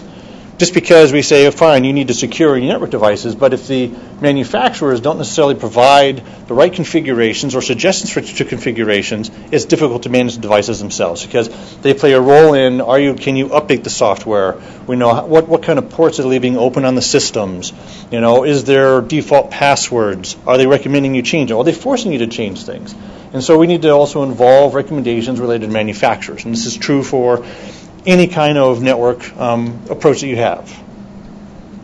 And also then, there's things that the manufacturers can do when they deliver the devices to be more secure, as opposed to say, hey, here's a device, you need to worry about it, you pay your uncle or your cousin to configure it for you, and then, they may or may not leave things on that they shouldn't. Look, I'll leave a web browser and I'll go surf my favorite locations from the EAS device. That's probably not a wise decision.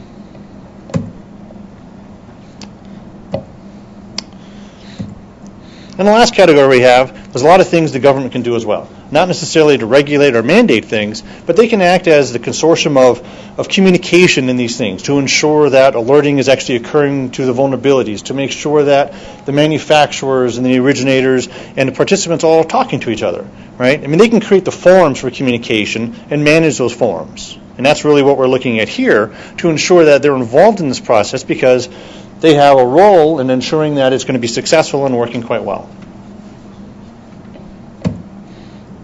So, we have a few recommendations. Basically, here's the security practices. We gave out a document, which is mostly the same of what we're going to be submitting today. But we can't ever consider this complete, because the end result always will be, you have a moving threat landscape. You always have new targets. Things change. What you think is safe today will not be safe tomorrow. And so whatever we write today is only the baseline to start where we need to go. And from this point, we need to basically review it on some short interval, either an annual basis or biannual basis. We go, does this still make sense? has people actually done the baseline of what's necessary? And then if they have, can we increase the security of both the manufacturers, the originators, and the participants? So it should be reviewed. I mean, there's a lot of points in here, a lot of detail. I mean, you can tell that most of us who worked on it are engineers and not policy people, because we basically went through it pretty methodically. So it's a good start, but it's definitely not done. So that's what I have. Okay. So any questions or comments before we vote? Yes. Rich, I want to thank you. This is a terrific document, but I do want to at least draw the committee's attention to one of the suggested additional controls in 5, it was on page 13, 5.2.1.2, which is very specific. I appreciate getting. And essentially what it says is EAS participants should use good engineering practice to ensure that EAS monitors source signals that are of high quality. And looking at it from the holistic perspective, I fully agree with that. I guess what I'm trying to figure out, and also from the government approach of trying to help, is that particularly in the EAS in a lot of urban areas, I know New York City is one, Boston is the other, and it's occurring in other areas, you have a number of, regardless of how good your equipment is, regardless of how good your ability to monitor under the existing system is, you have essentially illegal operators that are operating in the band right now that really affect two things. One, the ability of a consumer, be it a listener, mostly in the FM band, to receive an EAS alert because they're being blocked out by illegal operators, or two, effects on essentially the daisy chain, the ability of a station to use its equipment to correctly monitor that. You have illegal operators that are not using type-accepted equipment. They're operating on code channels. They're operating highly on adjacent channels, out-of-band emissions.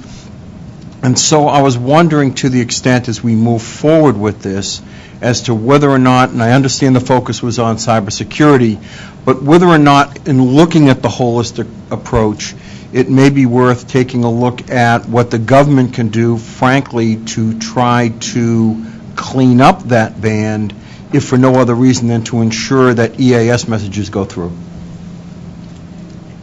Yeah, if I could comment on that, I'm glad you raised the Boston example of a pirate radio station, to use the vernacular. Right. And we just had a recent Enforcement Bureau action taken up there. So correct, understood. The Commission recognizes its responsibility to regularly assess and keep clean the RF band for licensed users only, and I'm not sure that combining that with this particular task is appropriate, but should you feel that that the existing actions of the Commission in that area, just in general, aren't sufficient, we'd be happy to take that on board and look at whether or not we should initiate an additional item in the future on the policing of the broadcast spectrum. I truly appreciate that, because while I certainly understand the Boston scenario, I know in New York City the situation is candidly far worse. We have more illegal operators in the FM band in New York City than you have legal licensed entities. So to the extent that is what we are facing today, and to the extent we are under an obligation to get these EAS messages out, if that situation doesn't change, it seems to me we have to figure out ways to make it work, unless the government is going to move forward and frankly try to eliminate some of the interference. Obviously, these entities do interfere. They interfere with regular programming. Your EAS messages are on exactly the same frequencies, and so those EAS messages will be interfered with as well. So I think, again, looking at it a holistic approach, and the situation has been there for quite some time, so if we can't remedy it in a relatively near future, we have to start looking at how we go about dealing with it, because unfortunately, it's sort of facts on the ground that we have to deal with. So I appreciate your efforts in that regard, and I look forward to working with you and the committee on it. Great. Yeah, we'll make sure that's included in the minutes and that we initiate that follow-on look. Thank you. And finally, it's not just us. I mean, to the extent we're moving into a wireless and a spectrum-based world, I would expect these types of enforcement issues may very well affect wireless emergency alerts going forward. This is not just confined to one band. It's something I think we all have to look at, because it cuts all across the board. Yeah, your point is very well taken, that as we enter into an era where we're being more and more efficient with the use of spectrum, right, we will see more and more sharing of spectrum. There will be more and more potential, right, that even authorized sharers of a given band are stepping on each other, and then let alone the unauthorized ones. So we really do need to look at it as an entire spectrum problem ultimately. That would be terrific, and more boots on the ground, the better. Thank you. That's right. Just to clarify, right, there's not an issue with how we have it written, merely no, that you would like additional research on it in the future. I think that's right. I mean, to the extent I guess it goes to your concept of looking at a holistic approach, that you have to look at the overall EAS ecosystem. And right now, certainly in New York and in other parts of the country, that ecosystem includes folks that are intentional, known interferers. And so I think we do need to effectuate a policy to try to look at that. No, what you have here is absolutely perfect, and I understand that this may be sort of beyond the scope of what one was looking at, but again, if you're looking at the entire ecosystem, they're there, and you have to deal with them. I agree. I mean, I usually prefer looking at security in a much larger, the big picture. People tend to silo each, right, of the pieces individually. Exactly. However, we're specifically looking at IP-based EAS, and like I said, we left out legacy. No, certainly understand another set of issues. Certainly understand that, but it goes to the issue of getting equipment to make sure you can monitor, which you did raise, and that directly affects that. All right, great. It's an Thank you. RF denial of service. Richard, I'd like to just personally commend the group. This appears to be very thorough, and in my mind, before you get to the ability to effectively do cybersecurity risk management, you need to cover some basics with regard to cyber hygiene, and it looks like in your matrices that you've done a good job of tailoring that. I see the measurable piece of this. Let's get the SANS 5 done first, and then maybe the 20, and then build out from there. I'm not sure that I completely followed the accountable piece of this. Did you work out any timelines that would say within a year we could be the basic hygiene, within 2 years have established a cybersecurity framework? What about that accountable piece? So we weren't necessarily tasked with looking at the implementation. I mean, it was more of producing a baseline that then the FCC could utilize to then socialize with the different organizations that we're covering. Mm-hmm. I mean, because we are covering 4 different areas. And so each of those is going to take a different approach. I mean, because you have some small broadcasters whose IT guy is a cousin, all the way to large broadcasters who have very large IT organizations. I mean, the basic idea is you need to integrate the concept of security into their normal operations. And so what that time frame will actually take is not something that I felt we could really govern or even recommend. And so it's by providing a base document, at least at that point you have something to operate from. Right? And that's how we felt we needed to deal with it. And that's helpful. I think from the FCC standpoint, what I'd prefer is not to be prescriptively involved in how soon or how fast the SANS recommendations or the controls are put in place, but we would like to follow it probably at the risk management level, so that all of the entities that have a role in EAS, then in their implementation of what Working Group 4 is working, that they would have this be a lesser an included element. Would that make sense? Well, absolutely. And I think part of it is once the document is approved and it can be socialized with the organizations that are affected by it, At which point, then you can have another study in a certain amount of time, and whether it's a 6 or 12 month time frame to start going, fine, how many of these practices are actually being followed, and then what things can you do to ensure that they are being followed or not. And then, to me, it would seem, and I appreciate your last slide, which said, okay, the federal government has got a piece of this as well, that it would probably be the FCC teaming up with FEMA to do our own cybersecurity framework around just the more narrow end-to-end EAS. Correct. And in partnership with the industry, but then we'd be able to then communicate the assessment of risk there with each of the companies' assessment of risk. Right. I mean, and that's the other part of the, for the working group is I'm not even sure how we would, broadcast to all the affected parties that we're writing the document for to say, fine, all the broadcasters here, all the participants need to start following this. I don't have a list of it, and so I don't even have a really good means of measuring, communication. Right. It's really going to be other organizations who are going to have to do that. We basically provided, we had all the different types of organizations within our working group to go, this is what we all believe in, and this is what needs to happen at a level, and with a lot of arguing and some watering down of what we wanted to do, right? But it was like, well, it doesn't exist yet, so this is the baseline, gives you a starting point, and that's really what we wanted to provide, was the starting point for everyone else. Okay, great, thank you. Okay, any other questions or comments? So any questions on the phone? All right, let's take the vote. All those in favor of approving the recommendation? Aye. Aye. Any nay? Opposed? Anyone on the phone opposed? All right, the recommendation passes. Thank you. Thanks. All right, let's take a 5-minute break, give or take, and we'll come back and reconvene.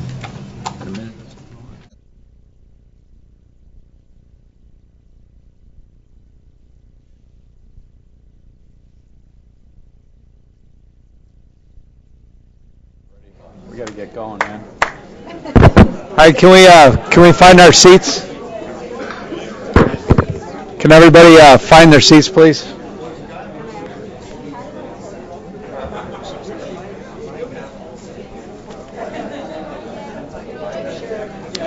All right, we're gonna get started.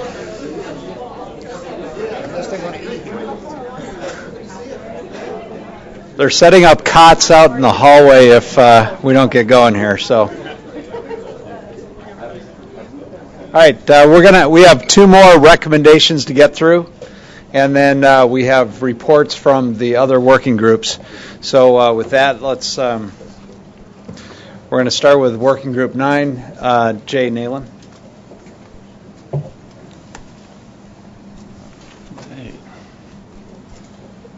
Well, good afternoon, everybody. My name is Jay Nalen. I'm the chair of Working Group 9, which is focused on infrastructure sharing during emergencies.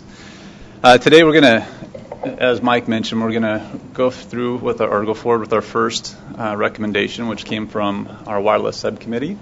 And I trust that you've already read it prior to today, or at least prior to this meeting, and so we won't go line item by line item, but we'll just touch on the highlights and the recommendations themselves. All right, so some background for those of you who are not familiar with it. We do know that natural disasters can and have caused major disruptions of communications. And so as service providers, carriers, operators, and industry experts, we came together as part of Working Group 9, put together some recommendations around infrastructure sharing, and specifically around roaming during disasters for this recommendation. So our original objectives for this was to recommend or to review recommended best practices, or to develop potential new recommended best practices, and then to look at potentially streamlining our existing best practices or processes within our internal companies. So the Working Group 9, the first thing that we did early on in our working group was to split up into 3 subcommittees, which are the Transport Subcommittee, the Power Subcommittee, and then the Wireless Subcommittee, which has put forward the recommendation today. So the Wireless Subcommittee, it's being led by Eric Woody from Union Wireless and Ernie Gallo from Addis Ericsson. So So we have a lot of contribution from many of the carriers and industry experts from across the industry. We have Chris Oberg from Verizon Wireless, Kent Bowen from AT&T, Kevin Frank from Sprint, Gasper Wosa from Ericsson, Jarrett Devine from FEMA, Denise Anderson from FS Isaac, Chao Ming Liu from ACS, Carol DeMoss from Valrico Ventures, Rick Kemper from CTIA, Robert Cavazos from Harris County ITC, Joy Mukherjee from NSN, Ingrid Caples from HHS and Technology, Eric Osterweil from VeriSign, Harold Salters from T-Mobile, Trey Jackson from T-Mobile, Shelley Blakeney from T-Mobile, and Bob Owning, industry expert. So I took the time to actually review every individual's name, and I know you noticed that. And I did that for a reason. These individuals have spent a tremendous amount of time out of they all have day jobs as well, but have put a lot of effort and sacrifice and attention and focus into developing these best practices or reviewing the best practices and developing these recommendations. So I first want to say thank you to all of them. I appreciate them, and I know we all here appreciate them and their efforts. So the method that we use to develop the recommendations that are in front of you today, they came from a series of meetings. So first of all, it was mutual consideration and consensus, which, as you can imagine, is a pretty diverse group of people. It took a lot of meetings. So over the last 9 months, we met, in many cases, weekly, or many months there were weekly meetings. I think biweekly was the fewest times that we met throughout the last 9 months. But we developed the recommendations, and we vetted them, and then we re-vetted them, and then we vetted them again. There was a lot of opinion and input into them, which necessitated that. But finally, we were able to determine or develop a recommended best practices that we're confident in. We were confident that we're going to provide value to our consumers, to the industry, to our emergency responders, and to everybody that would be impacted by the recommendations. We ended up with 3 final recommendations from this regarding roaming during disasters. The first recommendation, we asked that the FCC encourage carriers, operators, and service providers to review existing industry best practices on emergency preparedness and roaming during disasters. Now, the full list of best practices can be found on the NRSC website and the FCC website. But within the document that we've provided, we have the links to those websites that provide those best practices. But we've also called out many of the best practices that we felt were very relevant to either disaster recovery, infrastructure sharing, or roaming during disasters. But I'd like to call out 2 of them that we felt were probably most applicable that I want to review with you today. The first one being 9-9-1001.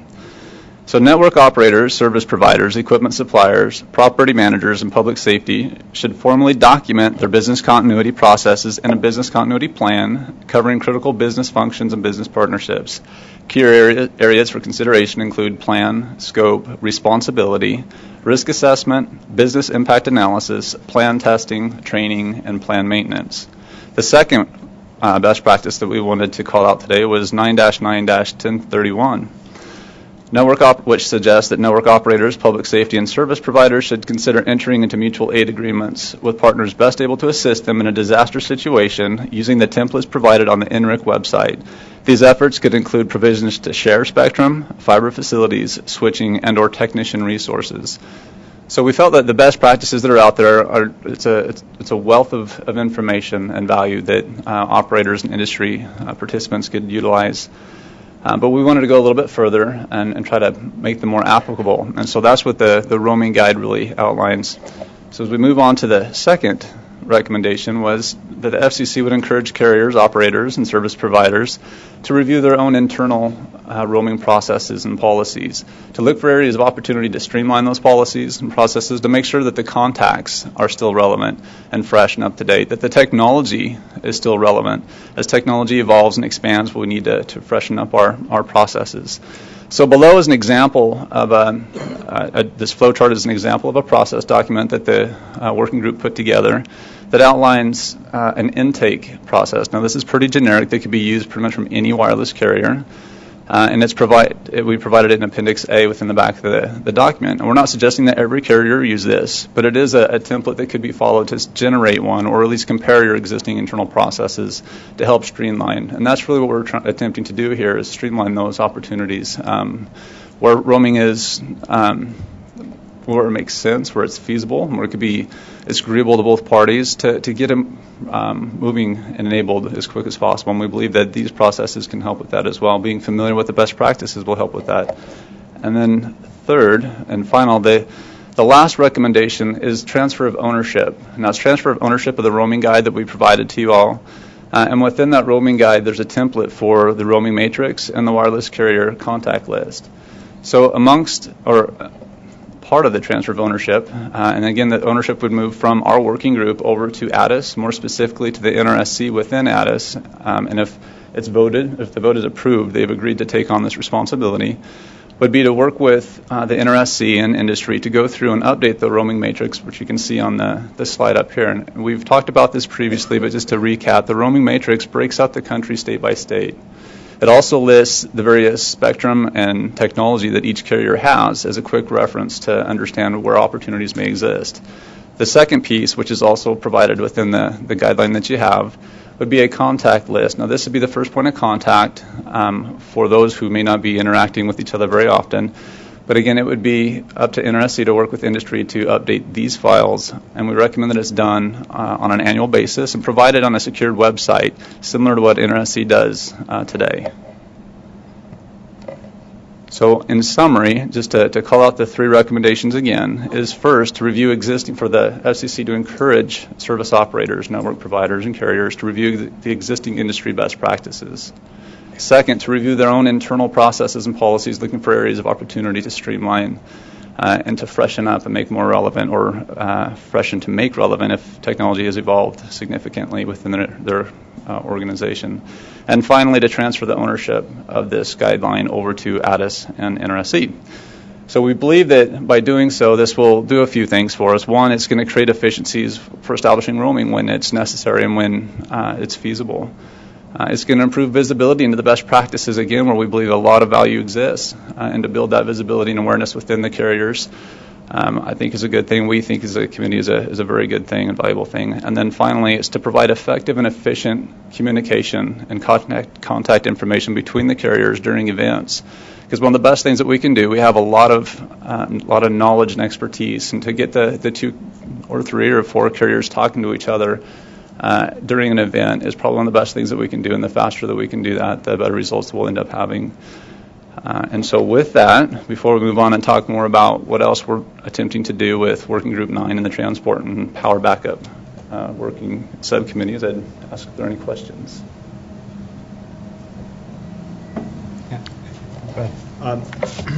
The sample outbound roaming matrix looks like all of the blocks are essentially internal to a single company until they determine that a need to invoke a roaming agreement would be required.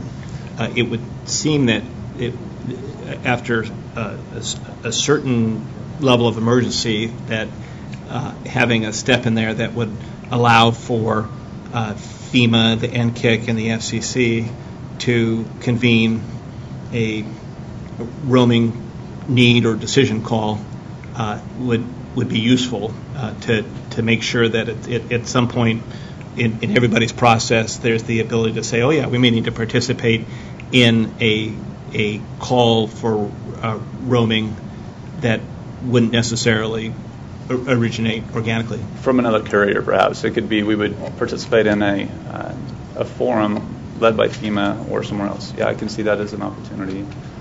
I think the NCC has something similar where they discuss issues and opportunities or needs from other carriers that may not, if T-Mobile wasn't aware, as an example, of another carrier's need and the carrier hadn't reached out, I think the NCC call also is an opportunity to share that or request that. I'm looking for support from my... Okay, we get some nods. Yes, that's correct. Okay, but I think there's definitely, that's what we want to do is provide information, contact information, and to share and discuss and create some communication. Right. Yeah, so I think putting that in a common way in each of the company processes would be helpful. So when we do have that need to get together, everyone knows where they are in their process. Okay. Yeah. Pretty good. If I may add, to the point, I I think the benefit is that we do, obviously, as part of the communications ISAC, already have those frameworks in place. I would say, again, this is obviously specific to roaming, but the fact that DHS, NKIC, and the NCC already has a structure in place that they stand up in terms of members of, in terms of the COM ISAC in concert with, obviously, government, FEMA in particular.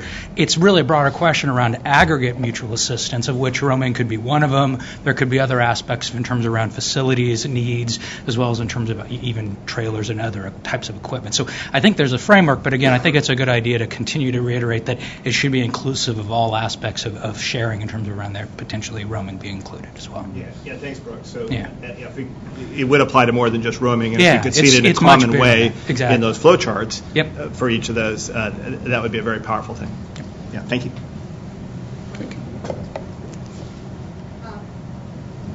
Slipper, U.S. Department of Energy, and I guess it's not clear to me one of your recommendations is to review internal roaming policies and emergency preparedness. Can you give me some specifics?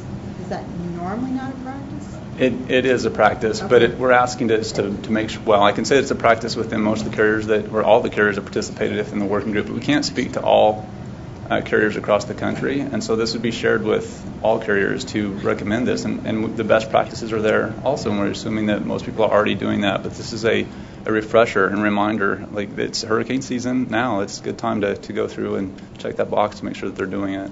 Hey, Jay. Yes. Summarize your answer. I'm going to repeat the question real quick if that's, I'll give it a shot. So, no, that's okay. My understanding of the question was, isn't it a normal practice for carriers already to review and refreshen their processes and policies regarding roaming? And the answer is, it is, as far as we know. But we couldn't see in and behind the curtains of every company, and it's just a good reminder and refresher for folks to do.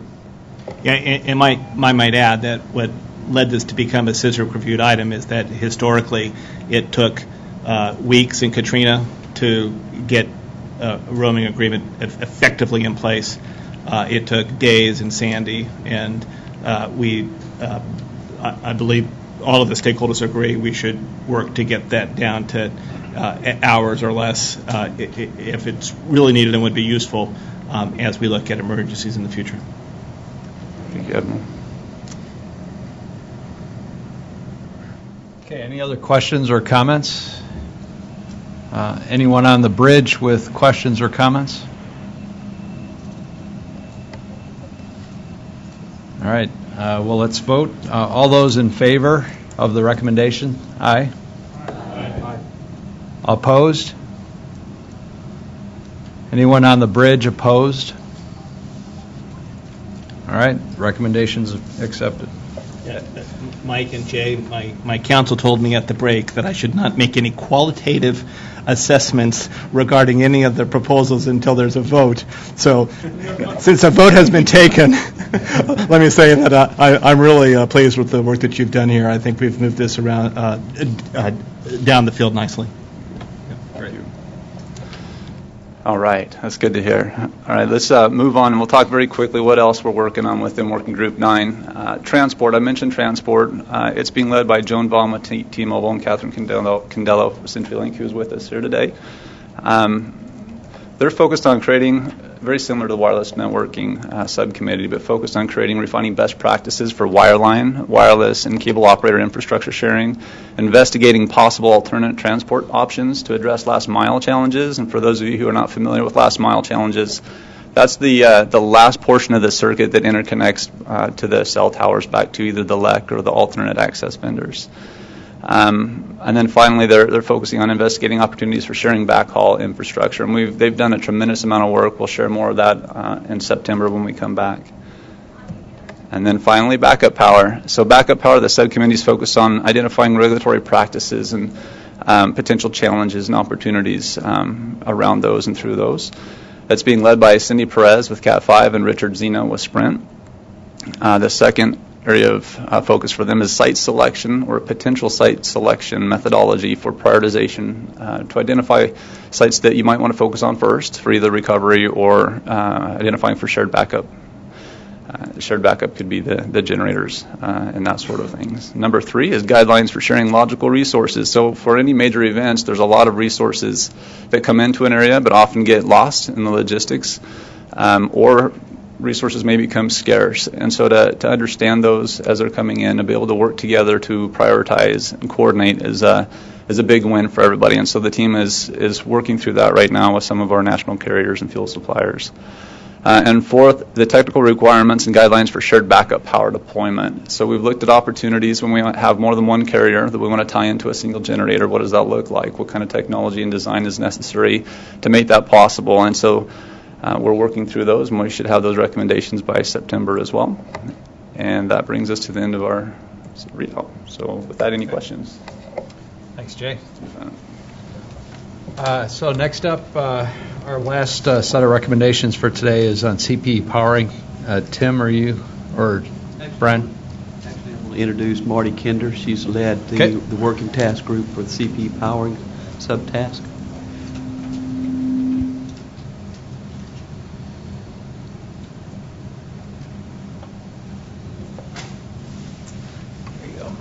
Thank you.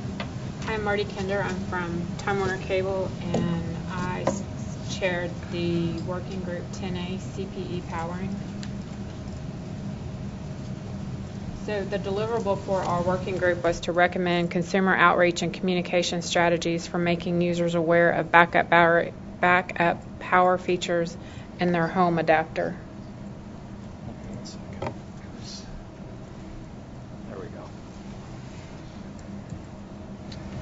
We had 12 members of our working group.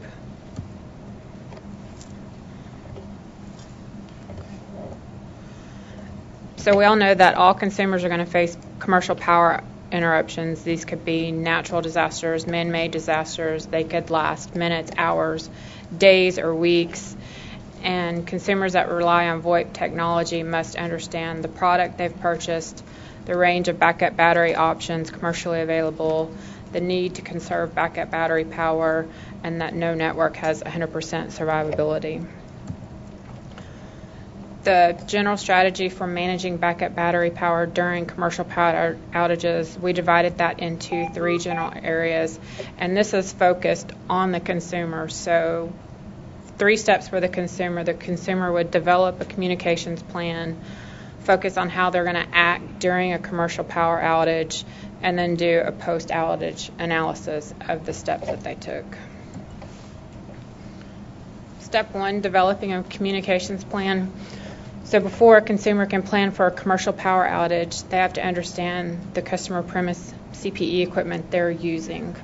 So this includes knowing if their equipment has backup battery power, if they need to purchase additional backup battery, how to purchase it, and the lifespan of any purchased backup battery power. They should create a backup battery maintenance and testing schedule in much the same way that they do with their home smoke detector. So the idea here was to get consumers thinking that their backup battery plans, they need to get on a certain schedule, so it goes into planning just like they would, spring forward, fall back, they know to replace the batteries in their smoke detectors. So consumers should create a disaster response kit that they can use for commercial power outages.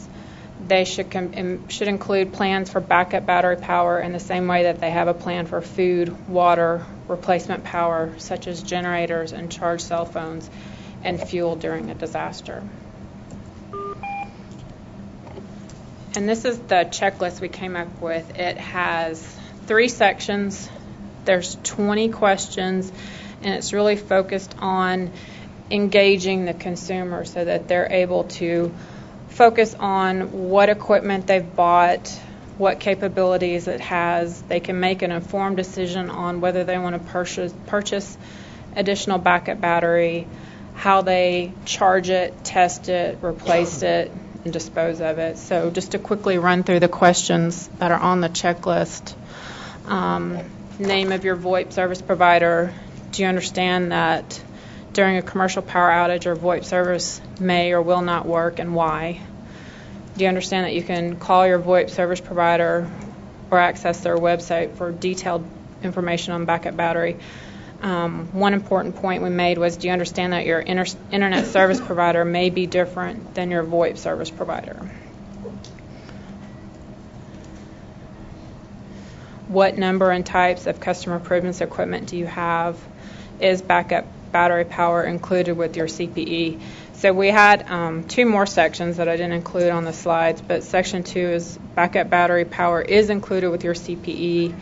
And then those questions are something similar to how many hours of backup battery do you have? What are ways you can conserve power during a power outage? Do you understand the difference between standby time and talk time? Does your backup battery have an automatic shut-off? How often does it need to be charged? How often does it need to be tested? How often does it need to be replaced? So the idea is that because there's so many VoIP service providers, internet service providers, and commercially available backup battery units, we wanted to get the customer really thinking and focused and documenting their specific equipment. And then the idea is that they would print this checklist and then keep it with their disaster response kit. So keep this checklist where you keep the bottled water, the canned goods. That way it's there in the emergency when they need it. So step 2, acting during commercial power outage. Consumers should determine when to switch to backup battery. They need to understand that backup battery power is a finite resource and should be managed in the same way that food, water, and fuel are. They need to understand that during a disaster, the VoIP network may be out of service, the internet network may be out of service, and they may have a commercial power outage. So they want to be sure that if the internet service provider is out of service, they shouldn't be running their VoIP service and just inadvertently running down the battery. And then step 3, I think this is probably the case with a lot of people that live in areas that are prone to disasters, do a post-outage analysis. They should analyze the effectiveness of the backup battery methods they deployed and then determine what, if any, additional backup battery resources they need to add. And then for our VoIP service provider recommendations, VoIP service providers, as part of consumer education efforts, should provide a full explanation of emergency use capabilities, backup battery units, and how to access detailed information about backup battery units through its company's website and its installation confirmation of service materials, and or as part of a technician's explanation of the service at the customer's premise. And then another recommendation is that VoIP service providers should ensure information is available to all consumers, including persons with disabilities, so that consumers are able to fully understand their CPE in order to maintain critical services. And then the third recommendation is that VoIP service providers should review and update their communications plan annually. And that's the end of our report. Okay, do we have any questions or comments for Marty? Oh, sorry. I just have one question. Does the list of best practices for consumers include a discussion or a recommendation that they keep one non-cordless phone in their home that doesn't rely on electricity to power a base station? We talked about that. We didn't include that in this documentation, more thinking because cordless handsets have been around for so many years, we didn't include that specifically. But that's definitely something. Yeah, I mean, that seems to be the biggest problem with consumers. They go all cordless phones in their home. They lose power, even if they have battery backup on their voice over IP phone, or even if their phone service is working, they have no phone service because they have no electricity to power the base station in the cordless phone. Yes. And we did point that out, that even before VoIP service providers, when it was strictly wireless handsets, that consumers should have been thinking of and aware of that situation before. Yeah, I guess I'm just thinking as part of a customer awareness campaign, you can find a $4 corded phone at any discount store. You just keep it plugged in, and it's there in case of emergencies. Agree. Mhm. during the derecho it didn't work because it's digital. Oh, it's a digital, you have an analog phone plugged into your digital. It doesn't matter. Yeah. Yeah, you're on the Okay. digital system. Okay. Thank you. Yes. Did the sorry, I probably should grab this other. I'll do you repeating. Was there, given that a lot of folks have wireless devices nowadays, and in a power outage, sometimes that's something that does work if they haven't done some of this prep material. Was there any discussion about how wireless and VoIP and wireline folks could work a plan, or any suggestions on, for example, sending messages to people to say, here, so you can go to the website to see on your wireless phone what to do now that your system is unfortunately down? Was there any discussion about interacting with wireless type solutions that are out there today that could help? No, we didn't get into that.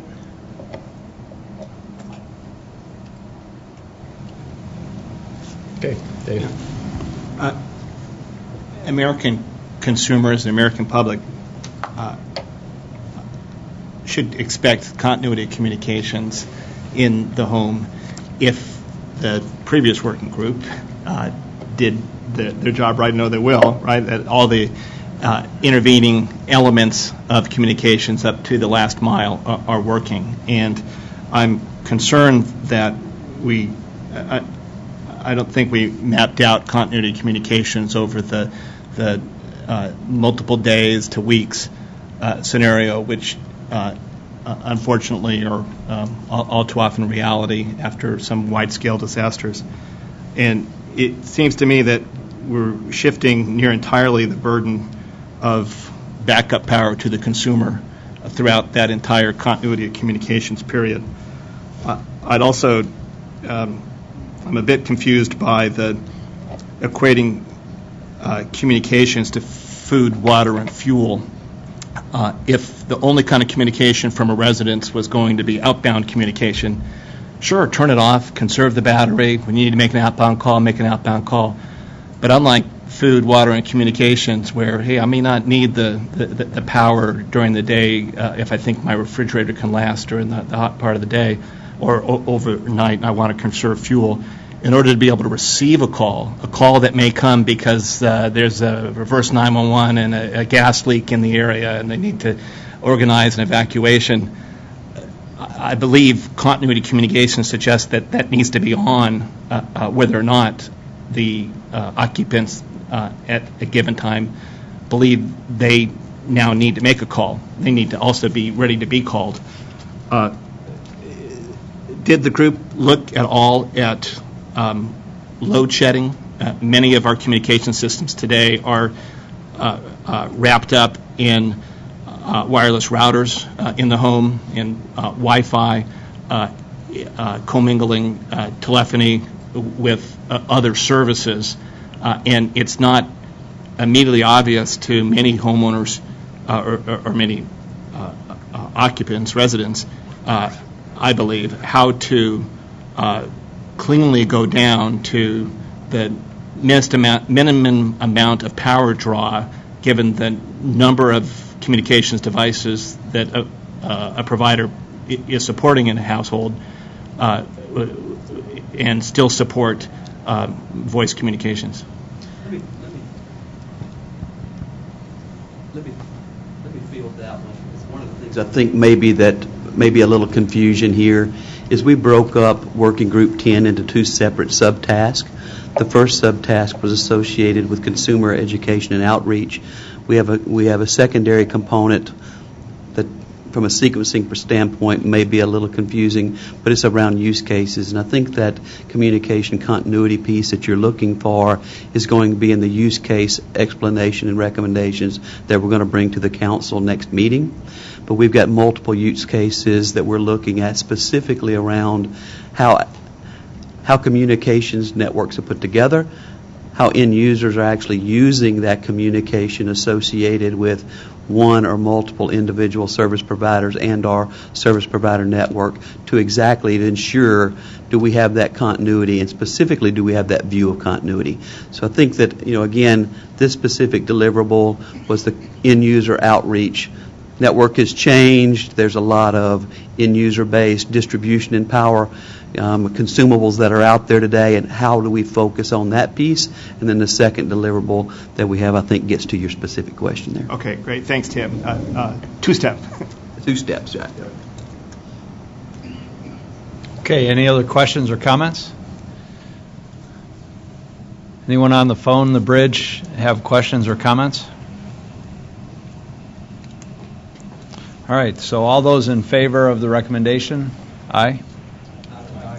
Opposed? And on the bridge, any opposed? All right, the recommendation is accepted. Thank you. All right, so that wraps up the recommendations for today. Next, we'll move to readouts from the working groups. So working group 4, you're up next, Robert.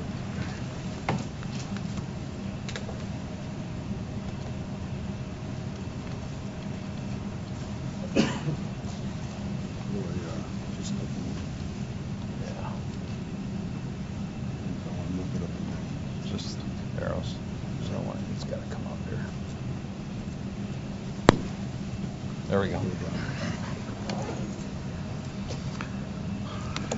Thank you. Is it on? Yeah. Okay. Thank you very much, folks. And I want to see where my co-chair is. He's behind me. Okay. Yeah, he's got to get my back exactly. I was going to start by thanking the Admiral and Chairman by saying that it's always great to be on a group where the expectations diminish daily.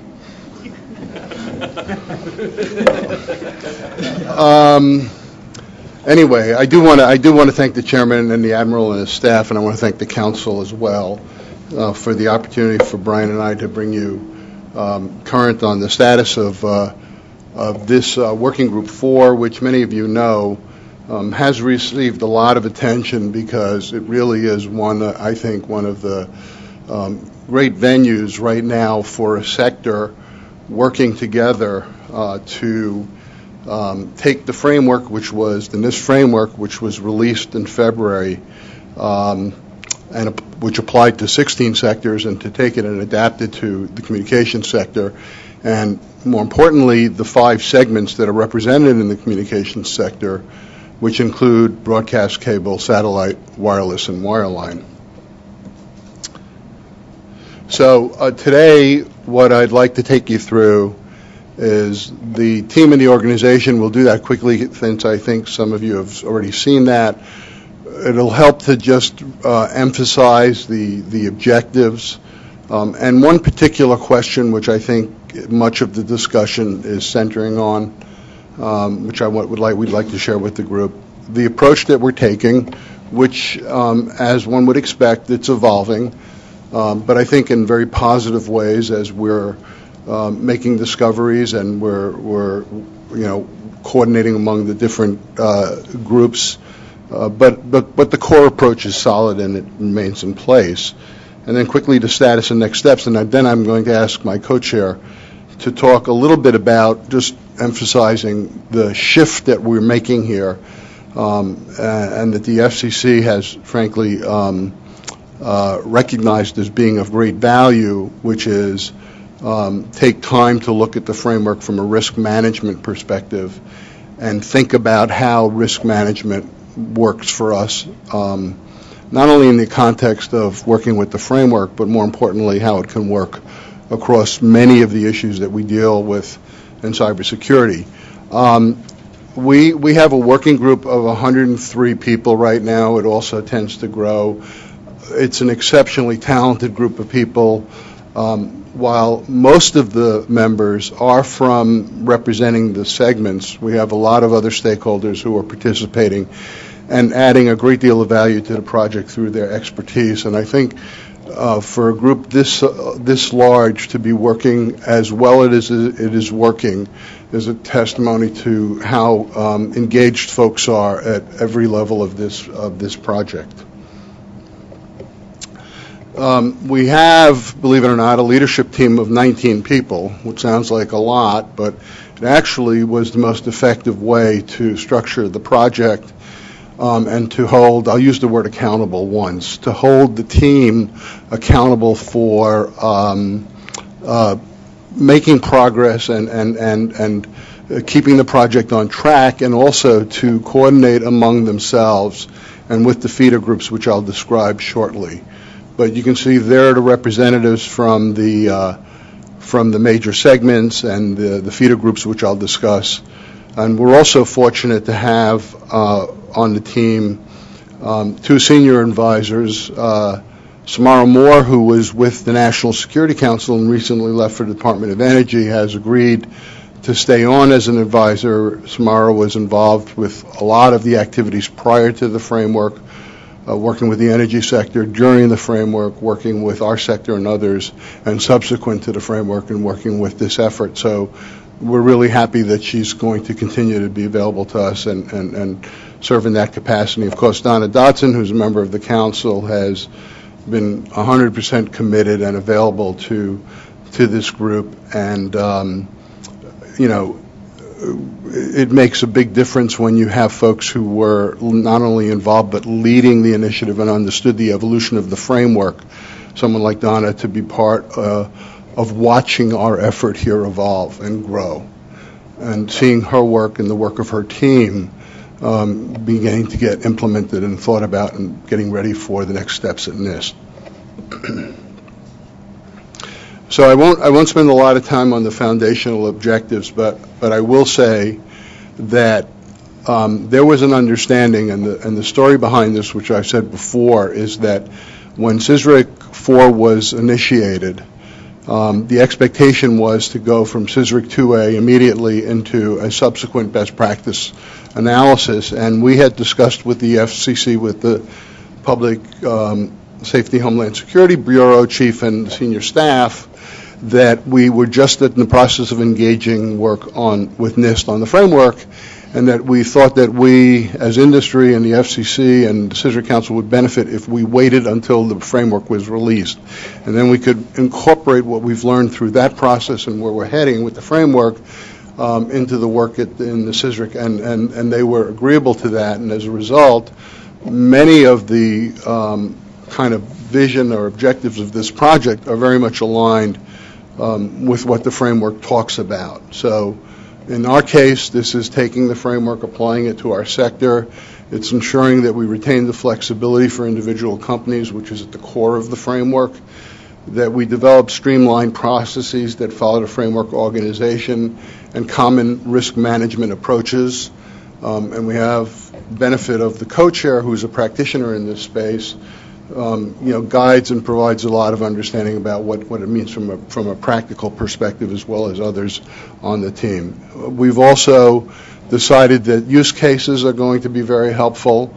So we're asking each of the 5 segments to look at examples of what organizations within their segment are doing in terms of using the framework to serve as an example, and in fact provide some guidance for other organizations that it may be considering using the framework. And then most importantly, I think, and very directly related to the framework, is to provide some clear guidance for organizations to incorporate the framework into their existing, or if they don't have an existing risk management, to help them develop a risk management process.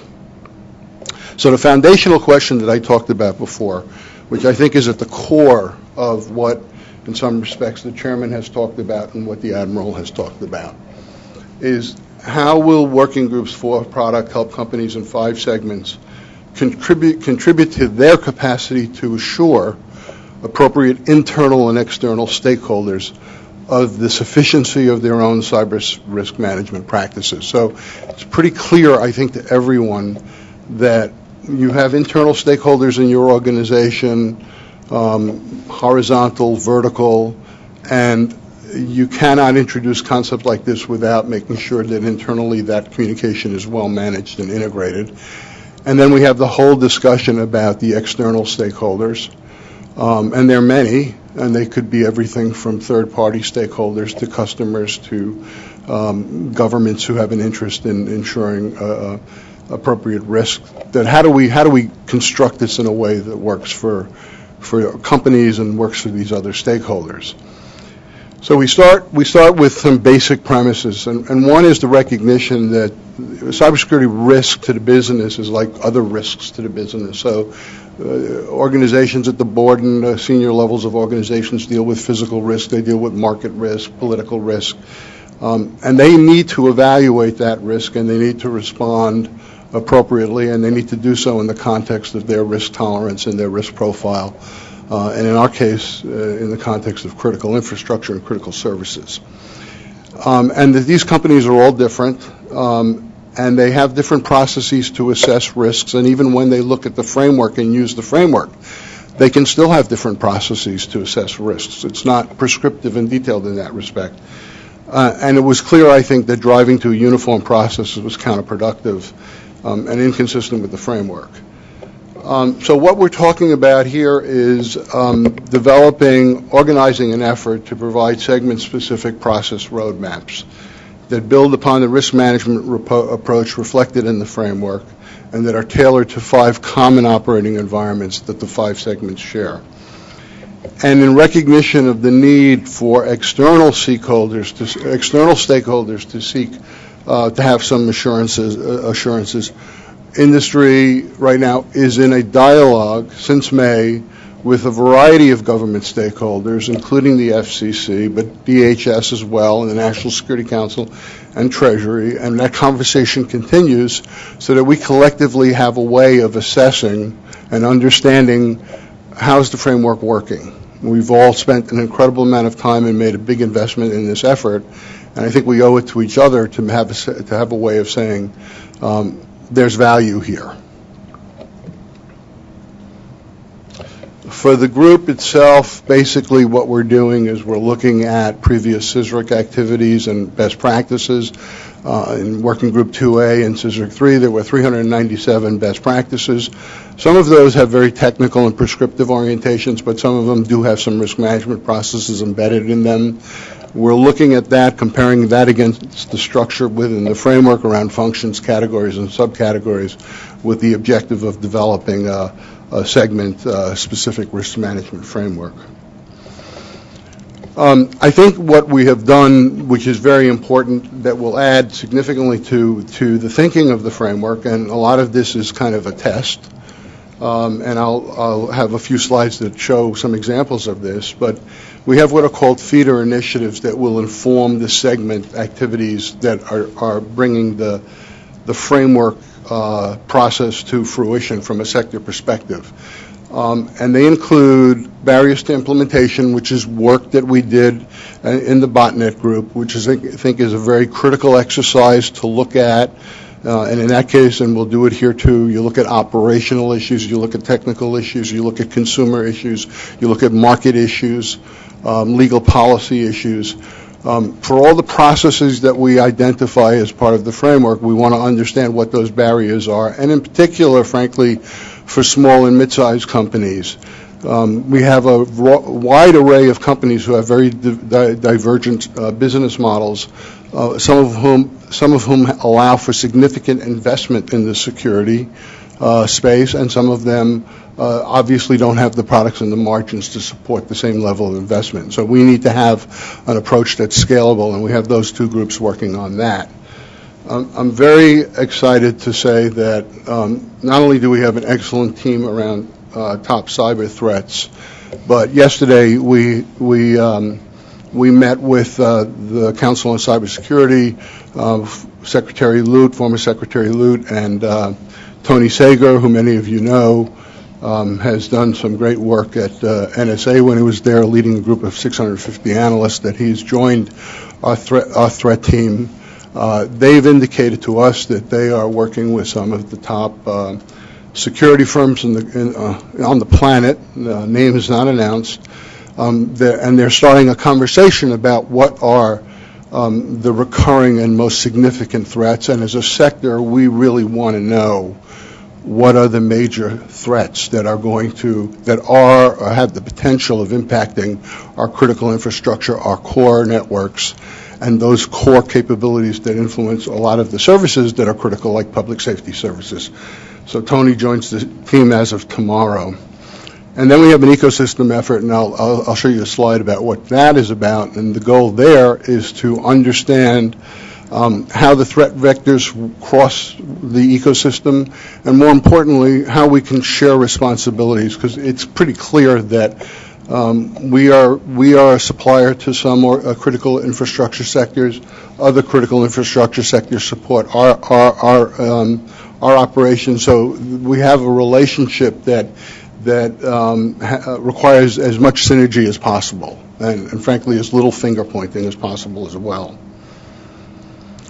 We're leveraging work that was done at the Department of Homeland Security 2 years ago between the Communications Sector Coordinating Council and the Communications Government Coordinating Council. That's a partnership under CPAC, where we did a national sector risk assessment. We looked at physical risk, cyber risk, and human factors for each of the 5 segments, and we identified, as you can see in here, for each 5 segments core network components, and we're validating that. 2 years later, not a lot has changed, but we're going through a process of validation.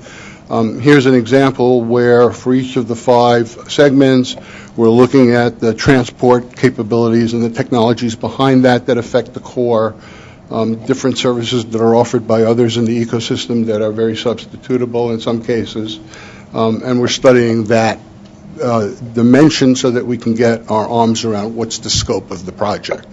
And we're starting the scope around the critical infrastructure and the critical services that are dependent upon the critical core infrastructure. So here's an example of what I was talking about, the ecosystem. And what's being done there is that they are using real companies and real services and products, and looking at who is in what space. And everything, the names has been redacted, and they'll continue to be redacted. But what you're seeing is that there are many similar services, if not identical services, that are being supported by vendors in different in segments that are beyond the 5 communication segments. And we want to kind of understand that as a way of thinking about how do you approach this framework and some of the discussions that are being held around accountability in the context of an environment where the silos that we could talk about 5 years ago are no longer really relevant in many cases. And that's an important question, because that goes to the effectiveness of the market. So we're studying it, and we're going to match this against some of the threat information that we have, with the objective of working with these stakeholders who are represented on the working group to have a conversation about what this means. The rest is largely administrative. We're well on the way in terms of formalized meetings and structures. We've had a face-to-face meeting full day, which was very effective. We'll have another one on the 28th of July. I think we're on target to complete what I call phase 1 by the end of the summer. And then we start an integration phase where we start bringing the feeder groups and the segments together and really start refining the ultimate product. And with that, I want to leave enough time for my co-chair for his comments, and thank you very much for the opportunity to address the council. Thank you, Robert. I think just a couple points that I want to make and highlight that have, and a lot of this has already been discussed, but I think is fairly important. And one, to start off with, is that we spent a lot of time talking with Jeff and Cleet and the Admiral about the common principles of cybersecurity. And cybersecurity, is really security risk management using risk principles that encompasses that then incorporates business resiliency, right? And I think that was a really important first step when we tried to apply it to the NIST framework. And I just want to comment on, I thought NIST just did an exceptional job on the framework and really capturing what security is about. When you manage security, it's risk principles. What's your asset? What's your risk? How do you prioritize? How are you going to mitigate? How do you respond? How are you going to learn from incidents? And they captured all that in the core elements, right? Identify, protect, detect, respond, recover. And, in going through and what our company has been going through in doing a gap analysis, it's really a tremendous amount of work that I think a lot of us have already incorporated, and Admiral, you pointed that out, that there is a lot of good work, and consistency is important, and consistency in nomenclature and our ability to communicate and share best practice, and we're working through a lot of that. And a lot of the practice that we're already seeing is incorporated into business continuity with business impact analysis and risk assessments and identifying what's critical and what assets are critical and what's reliant on each other. And even, some of the work with identifying the ecosystem is supply chain and how reliant are we on that and how do we identify that and incorporate that into the risks and the different threat factors. So there really has been a tremendous amount of work going on, but a lot of it has been identifying a lot of the good practice that's already been going on, including risk governance, right? Risk governance with cybersecurity councils that people use, and identifying, how do we, who are the business entities that need to be involved with that threat mitigation or that threat analysis and prioritization. And obviously because of the types of services that we provide now, public safety has got to be part of that prioritization as well, and so those conversations are continuously happening. Last thing I want to hit on is, throughout this whole process, and it's taken us a while to get here, is what we're after is process, right? Process of managing risk, because technology obviously moves incredibly fast, and this topic is moving incredibly fast. But when you have the stability of managing security risks through risk principles, there's a stability there that will carry over no matter what the risk is, right? That identification of assets and prioritization, what are the risks and what's the impact of business and how are you going to prioritize and what happens when there's an issue and how are you going to respond and what are you going to learn from and tie that back in, right? So that you build that process that will always flow through no matter how that risk changes. And so just a tremendous amount of credit needs to go out to NIST and the work that they've done. And I think, again, to your point, Admiral, this can be applied to real life work, and we see it, and a lot of us do this on a day in and day out basis. And I think the focus now on cyber, there are some nuances to it, but I think overall the security processes that we're after and risk management and using risk principles just make a tremendous amount of sense. So with that, I'll leave that with any questions or comments. All right. Great, thank you. Thanks. Yeah, Mike, if I could, Brian and Robert, great start. I really applaud your leadership. I applaud the industry recognizing the importance of this particular item and giving people in their organizations to support your effort. So we're excited about where you're going, cheering you on. We know it's a lot of work ahead, but great job so far. Great. So next up is Working Group 5, server-based DDoS attacks. Mike, Glenn? Yeah.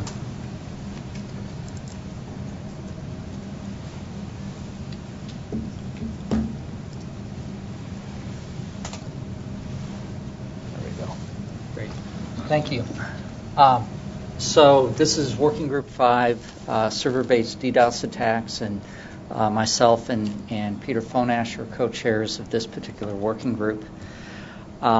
Again, the objective, just real quickly, we've been over this a number of times, right, but is to look at the, make recommendations to the council around network-based practices and other measures to mitigate the effects of large-scale attacks from data centers and hosting centers, server-based attacks. Here's our membership. We have more than 40 members on the working group. And really kind of a status of where we're at. We've had a couple face-to-face meetings so far, but most importantly, we've delivered a report to the CSRIC on June 13th. Now, the CSRIC members don't have that report yet. It's going to be distributed after this meeting, and that was because specifically we're not having a vote today on that particular report. We view this as an interim report and a draft report, and I want to emphasize that. And I guess it's a little unusual, but we are asking for input and recommendations on that draft report, knowing that things can change in the report and will change in that report, with the final recommendations coming out in September. So I just want to be very clear around that. And we are looking for feedback on that report specifically by July 11th. So we realized with all of the votes coming up today that the members would be stretched for time in order to read our report in light of all of the votes that they had to take. And so we purposely submitted the report later so that you could have some time to read it after this meeting and provide meaningful feedback. So this is a cover of the report. The current report is about 69 pages in length, so there's a fair amount of material in there around the report. And the way we've approached this is we started with case studies, and you'll see in the appendices of the report we have case studies for an ISP working group, financial community working group, internet security experts working group, that you'll see those case studies in the appendices of the report. And that's what we leverage to try to make some of our recommendations and best practices that you see in the report. One of the things that we really struggled with, and I think we're finally getting a handle around, is we took this universe of best practices, which we started with over 600 best practices, right? And when you started looking at those, they were all applicable and things that you should do, but were they very specific to the DDoS problem that we were trying to address? And so it took a tremendous amount of time to go through those 600 best practices, and we're now down, and we've narrowed it down to about 30 best practices that we really think are important. But we also wanted to put a framework around that, and I'll talk about that in a minute, to try to understand not only what the current best practices are, but to do a gap analysis around that. And so that's where a lot of this work has come down, and we are still working and revising both those best practices and doing a gap analysis on new recommendations or new best practices, depending on your terminology, that will help address this, in this particular area. What we did is we took a incident response framework, because that's really the problem we're trying to solve, and it fit well. It's a 6-phase incident response framework. And we took that as a way to try to look at the best practices, and we're now starting to map those best practices into that 6-phase incident response framework. We renamed it, the DDoS attack preparation and response framework, but it's really an incident response framework is what we're doing, and you see it on the screen here. Then we also, at a very high level, map that in to the subcomponents of the NIST framework, realizing that we are just a component of the broader NIST framework within this. But I wanted this framework, and I think the working group wanted this framework so we could help see where we have gaps in what we're doing today, and that's how we intend to leverage it. So now let me talk a little bit just about some of the findings that we have and within the report itself. And so, some of the findings is that, and this shouldn't come as too much of a surprise, these DDoS attacks are getting larger, and they've really reached the stage where they can overwhelm any ISP's ability to respond and absorb, right? We've seen huge levels of attacks, and that's an important finding, of unprecedented volume. As a result of that, you get a lot of collateral damage for these really large attacks, and that is commonplace. Now, I want to emphasize, we see these large attacks, but still the majority of attacks are smaller attacks that go on, but, the attack size continues to increase. We've also seen through the use cases in real-life attacks that sometimes these attacks are used as a diversionary tactic, where the adversary is really targeting fraudulent transactions or other things, and they use this to, get the focus on the DDoS attack rather than their main objective. So we see that going on. The attacks are very adaptive. So in some of the banking attacks, those attacks changed methodology every 20 minutes, right? And so that's a very challenging problem within the space. Of course, the reflective and amplification attacks continue to go on, and we saw that actually during our work where we saw these very large NTP attacks, the most recent set of attacks that happened to hit as we were working on the report. The botnet architecture and infrastructure has gotten much more complex and difficult to take down. We're seeing tiered levels of proxy command and control servers. We're seeing peer-to-peer communications, and it takes a lot more coordinated effort to take down some of these botnets now than it did just a few years ago. And of course, devices, the devices in the attacks are globally based, and so that makes it difficult to mitigate and remediate some of these endpoints globally. That we find a lot of the origins of the attacks are international in scope, so that makes it challenging. The DDoS attacks turn on and off, can turn on and off extremely quickly, and so automated response and capabilities are really important. With the reflective attacks, anti-spoofing is important, and we recognize that, and we're looking at that not only for the network providers and carriers, but also anti-spoofing, for example, in hosting providers and other areas that, is equally important. And anti-spoofing techniques are more effective in some areas than others. So we're trying to differentiate some of that on what the most effective places to put it in, especially initially, that are easier to put in. We want to differentiate and clearly identify those areas. Mitigation capabilities need to be throughout the network. And when you mitigate these attacks, there's not one tool set that helps with this. And in the mitigation, you need multiple sets of tools in order to mitigate these attacks, depending on the volume and the techniques that are used within these types of attacks. It shouldn't come as any surprise that these attacks have to be addressed for the entire Internet ecosystem and not just at the carrier level. And the mitigation requires, close cooperation of everyone within that ecosystem, including the victims or the targets, right? Because they can do specific things themselves around that.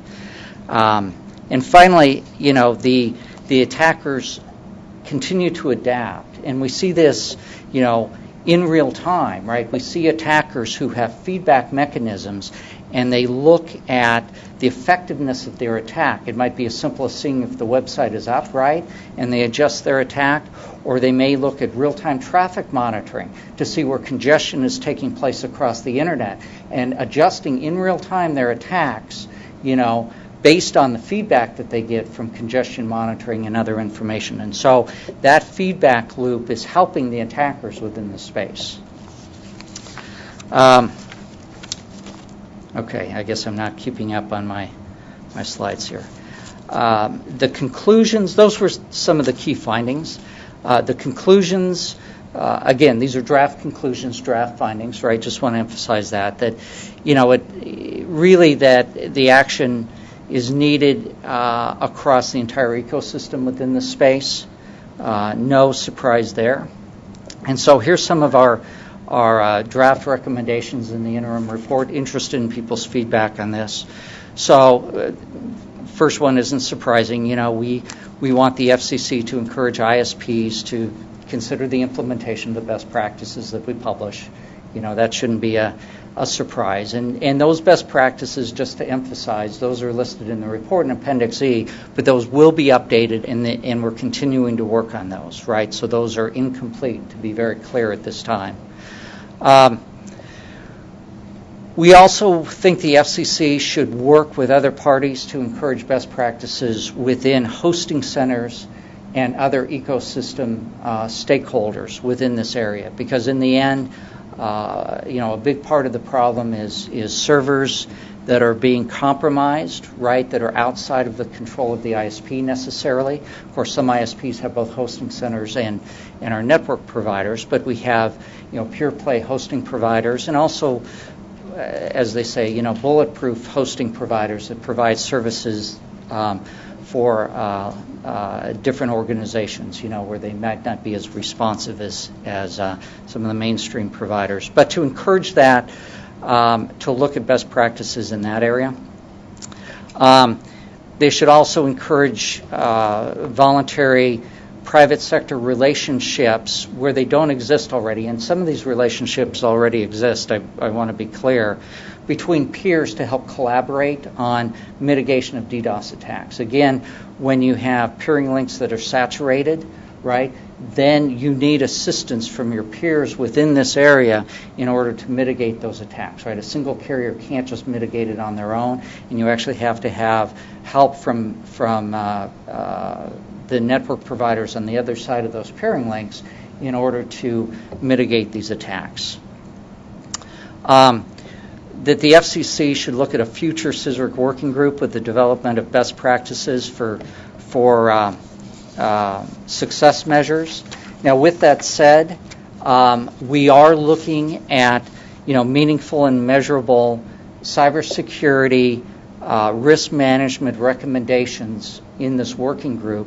And now that we have this interim report out, this is one of 3 areas that we intend to focus on, right, as far as those recommendations along with priority, best practices, priority, and also barriers to implementation around this.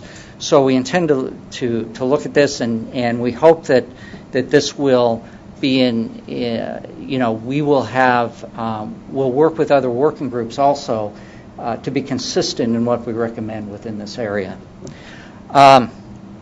We also think that the FCC should encourage the development of a voluntary centralized clearinghouse for DDoS attacks, really within the existing DHS information sharing structure that already exists, because you need this coordinated centralized clearinghouse for these larger attacks, both for the people who are being attacked and coordination among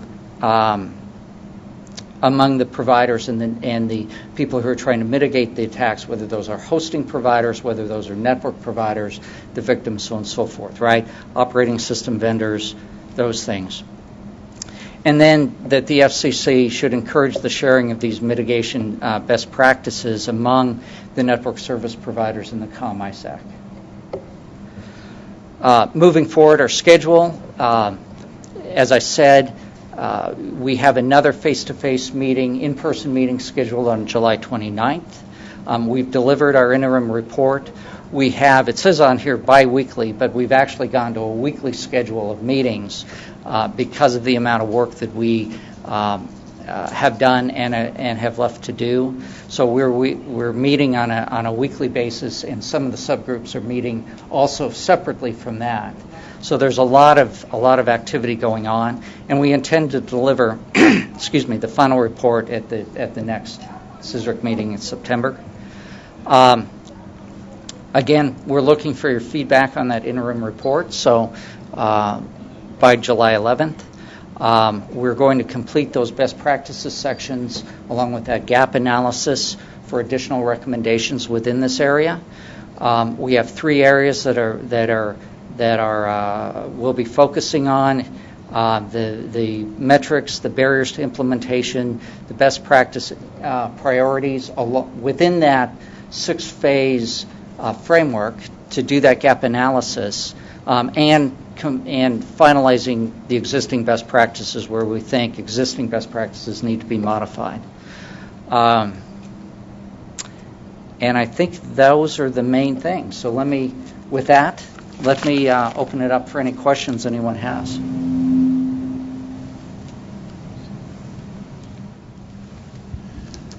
Do you consider any prosecutory issues to be part of what your task group needs to look at? I mean, I know when we had text messaging spam, for example, I'm going to use this as a really weak example, but some of the wireless operators were very clear about prosecuting people who were, that found spamming, and so I think that helped keep some of the issues down. Do you consider? I know you're doing a lot on defense. Clearly, is prosecutory support or issues part of that effort?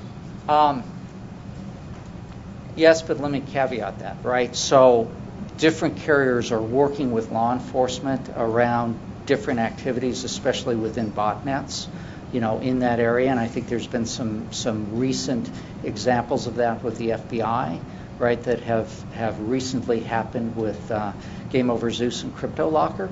So those events are happening. It's extremely important, right, that you have this deterrent Right. That's what I was effect getting at, yeah. there, right?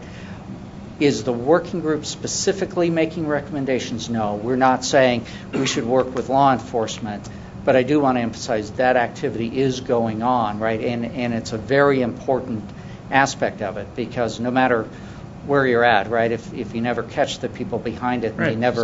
they never have to account for their actions, eventually they're going to succeed, right, if they keep trying and adapting their techniques. So it is very important, and I appreciate the question. You probably won't see a recommendation in that light from us, but we'll take that into consideration whether we should. Yeah, appreciate that.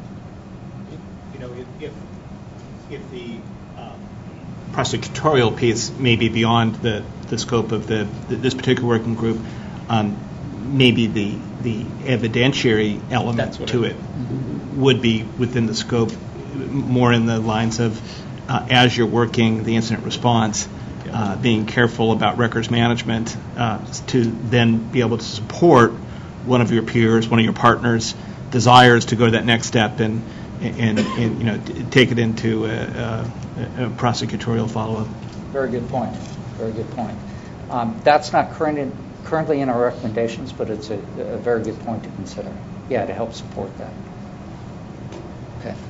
I got an additional question. First of all, very substantive work and really impressed with what you have so far. I can't wait to read the report. Second, the incident response, as you pointed out, will involve a number of players within the ecosystem, just invariably. Did you, in the report, walk through or suggest how industry would affect command and control of the multi-stakeholder response? Would it be first found leads until a more competent industry partner says, I'm ready to take it over? Or is it pure peer coordination facilitated by the ISAC? Just wondering if you included aspects of command, control, or coordination in that incident response. We haven't to date.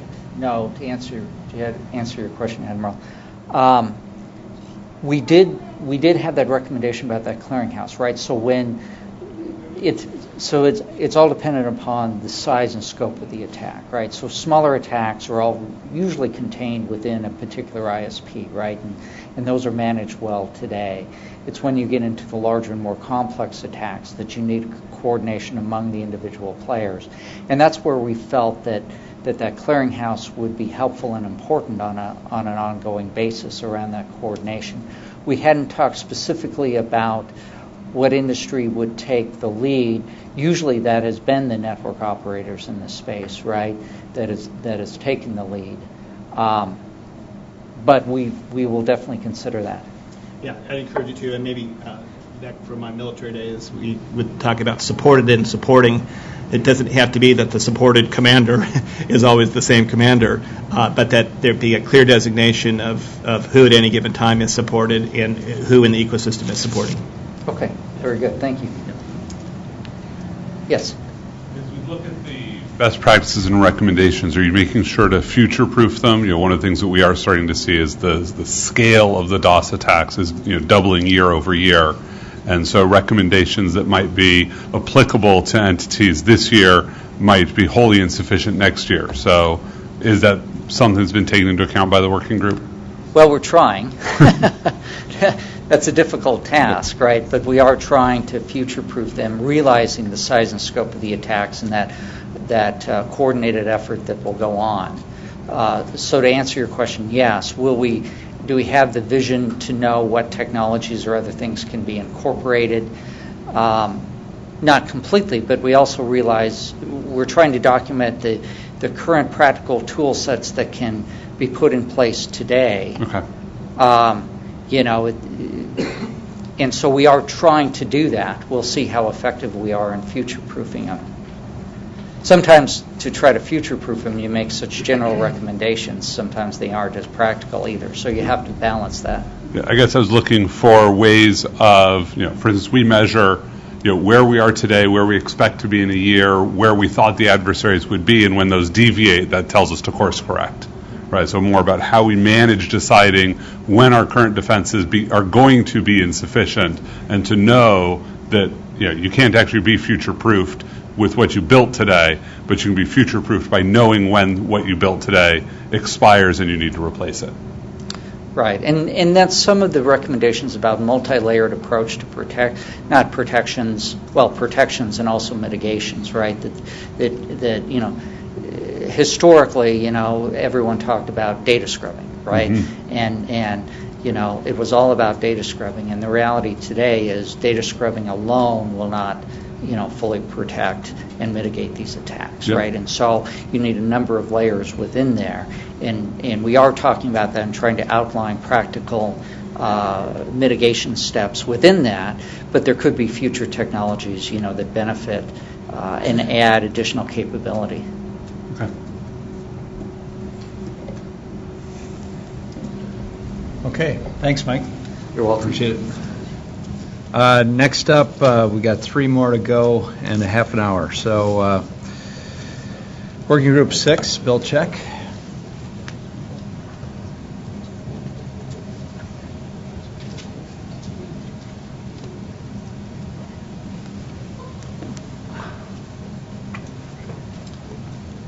Thanks, and Mike, I'll try to be abbreviated here. So if we can, I see I'm controlling this thing. So we have 2 subgroups in Working Group 6. One's focused on the DNS open resolvers. The other's focused on the interdomain routing. The DNS led by Matt Tooley at NCTA, the interdomain routing led by Tony Tauber of Comcast. For the DNS subgroup mission, just to review this, the scope is to identify and recommend best practices for use by the Internet ecosystem for mitigating issues related to DNS open resolvers. And a number of activities have occurred with this group. They've reviewed and analyzed issues with DNS open resolvers, identified key findings, cross-mapped industry reports and recommendations to the group, identified an initial list of recommendations, looked at various Internet community projects that measure open resolvers, and now starting the internal review and critique process of developing the report. Based on the analysis performed, the group's draft initial findings, at least still internal, but going through them, are that the network address spoofing continues to be one of the primary threat vectors for DDoS attacks leveraging open resolvers. Misconfigured DNS servers continue to lead to DNS resolvers being configured as open. Many of the misconfigured open resolvers reside on home networks outside of the control of the network operator and are effectively unmanaged. The end user of an unmanaged open resolver is unaware of the fact that they're operating an open resolver and the consequences of it. DNS software updates are not consistently available nor applied, and internet-wide community efforts to comprehensively and consistently measure the prevalence of open resolvers lacks scientific due diligence, resulting in making it hard to quantify the impact of the previously published open resolver best practices. So based on that, the group is now going through and developing their recommendations. They're putting together now, starting the report. That will be submitted to the CSRIC September meeting. And for the interdomain routing group, the subgroup, the activities here have included a review of the recent internet routing hijacking incidents and a review of CSRIC 3 recommendation to determine if updates are needed. In relation to that, two high-profile incidents were the Belarus incident reported by Renesys and the Chinese redirection incident, which really involved DNS handling inside of China. And then in April, there was a new incident of an apparent misorigination of a large number of networks by Indosat. That's an ISP in Indonesia.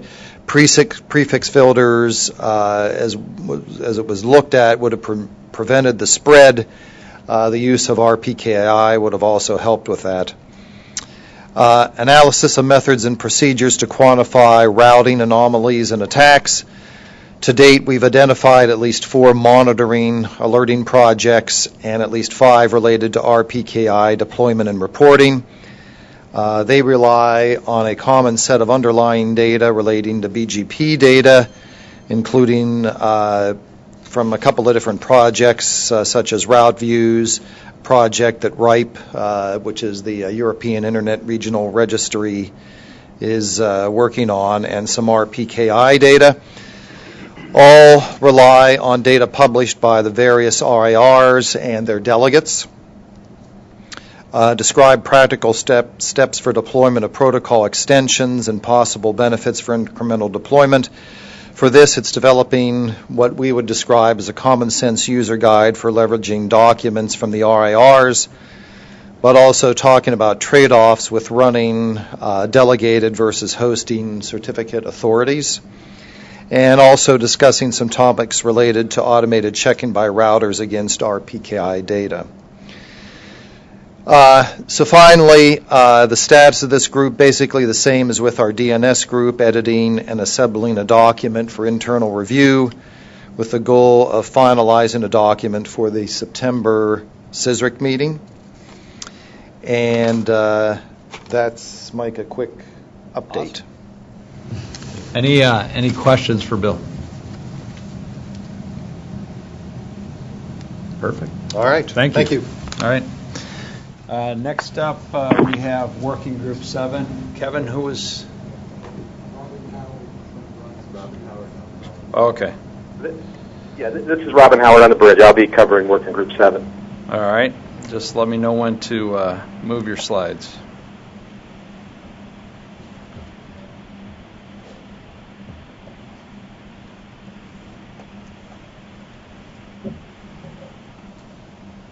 Go ahead. Okay. Thank you. Good afternoon, everyone. And I will also be brief. Just give a quick status update on Working Group 7, where we're at. Moving on to slide 2.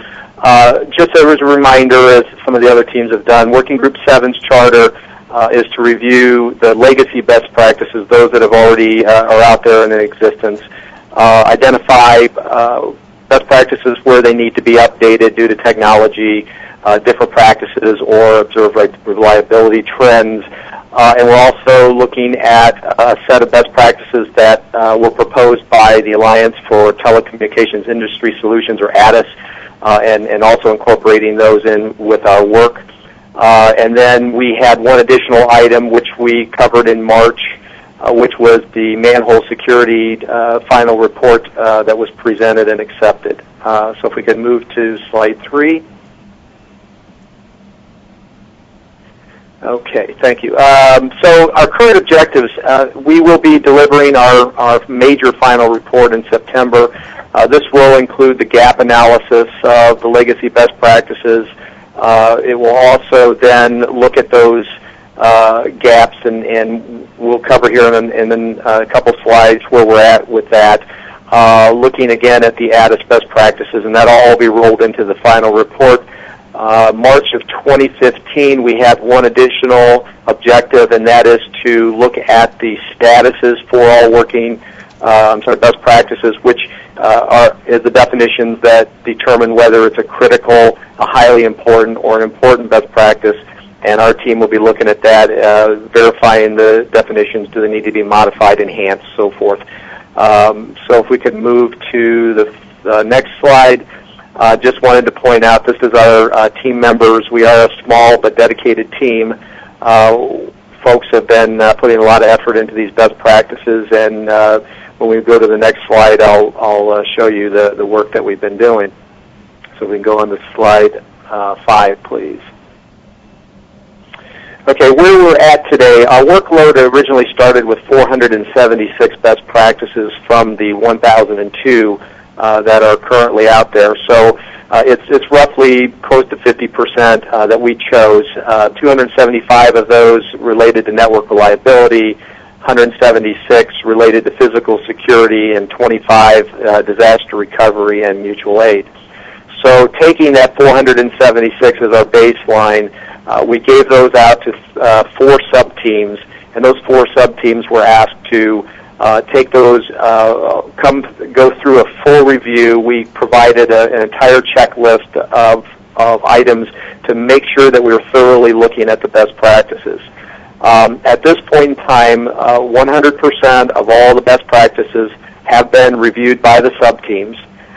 We broke those down into 3 different sets, what we call round 1 through round 3. And the first 2 rounds of best practices were reviewed by the full working group versus the sub-teams. That's now complete. Those will be moving into the final report here in the next few weeks.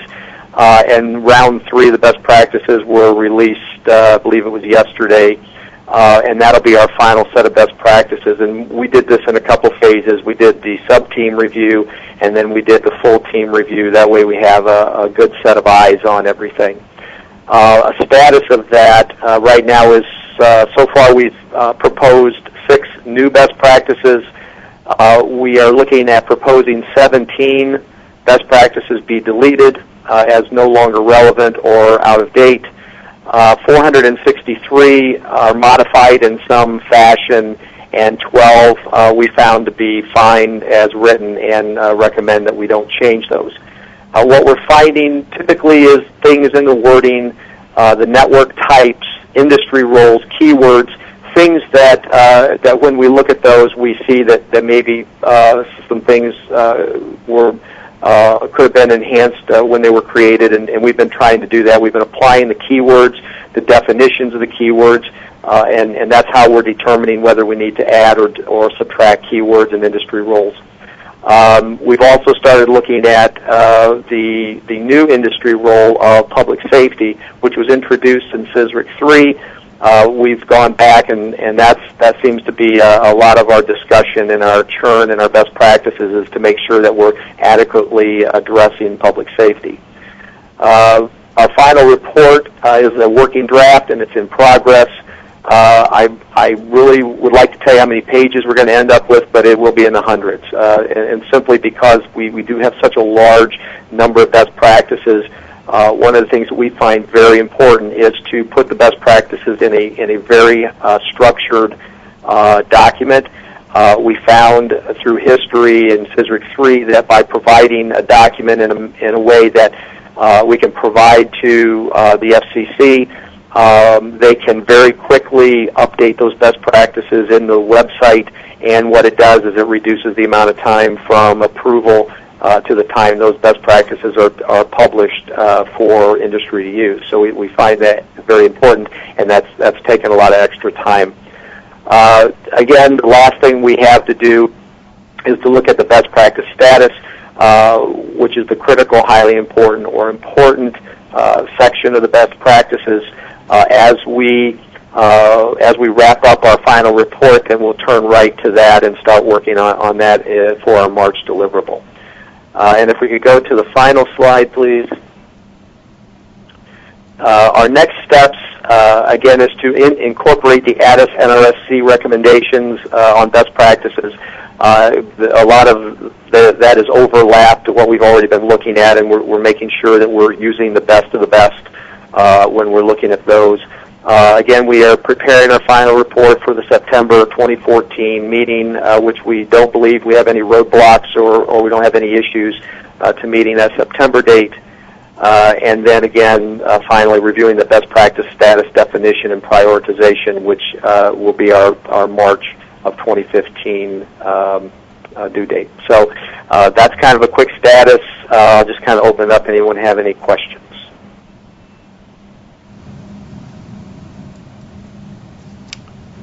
No questions for Robin? Okay. All right, thanks very much. Turn it back over. Okay.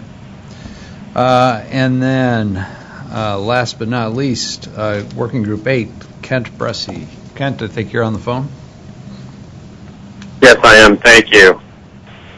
And I will be brief, both because we have had quite a long meeting and also because we're going to be talking a lot more at the September meeting when we deliver the first of our 3 reports. But this is really the big one that has consumed a lot of our time.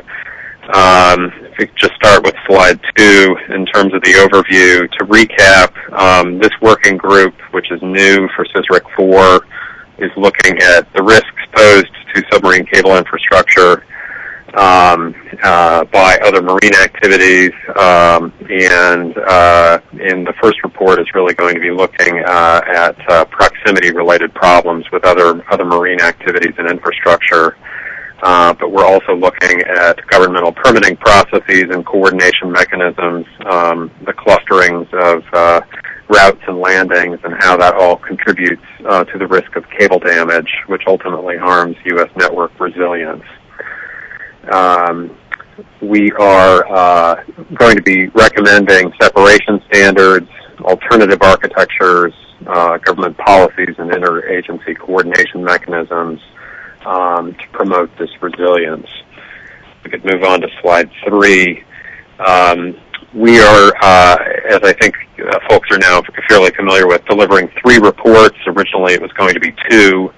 Originally report 1 was to be delivered at this meeting, but given the scope and the need to refine the recommendations and evaluation section further, we have deferred delivery until September. The first report focuses on spatial separation between submarine cables and other offshore activities and infrastructure. We have a very good working draft of this report, and really what remains is just refining the evaluation section and recommendations. The report provides some critical background on undersea cables and the FCC's role in regulating them, which is often not very well understood. It identifies the risks to undersea telecommunications cables, the spatial requirements for undersea cable installation and maintenance, with some pictures and graphics and diagrams to help the lay reader understand what's involved with this complicated infrastructure business. A little bit about the legal regime that underlies cable protection in the U.S. and internationally, the models and alternatives for spatial separation, and then our specific recommendations. This is going to be a long report, so the executive summary to this report, calling out the recommendations in particular, is going to be key for this group. Just briefly, the other 2 reports. Report 2 will focus on the existing gaps, conflicts, and sources of delay in interagency processes, and that report will be delivered in December, building on the work of the first report, and the third report will be delivered at the final CSRIC 4 meeting in March of 2015, looking at agency best practices and government policies for promoting geographic diversity in routes and landings. We can move to slide 4. In terms of the status of the group itself, it has actually grown again. We've had representatives of other federal agencies join and participate more actively, which has been very fruitful. And we have a few particular members who've really gone above and beyond in terms of contributions for moving Report 1 forward. We continue to meet telephonically, given that our members are scattered around the United States, and work otherwise electronically. We could move to slide 5. I think we've already covered the key deliverable schedule And rather than dwell on more of the detail that we're going to be presenting, once you all have seen the text of Report 1, I think I'll stop there for today. Okay, thanks, Kent. Any questions for Kent? All right. Thanks very much. So just to close, I want to thank all the working groups. We had some tremendous work done in the recommendations. There's just a ton that goes into that, so thank you all for that hard work. Our next council meeting is September 24th. Here again at the FCC, and with that, I will give it to Jeff for a second. I just want to say one thing, and then I'll leave you alone. You all have made history today. I've been doing this for 10 years, and this is by far the longest NRIC or CSRIC meeting we have ever had. And a dubious honor. You're still awake. You're still so. I'm really impressed. And you know, like Mike, I'm grateful, thankful for all the work you've done, and looking forward to seeing you here in September. Have a safe trip home. All right. Thanks, everybody.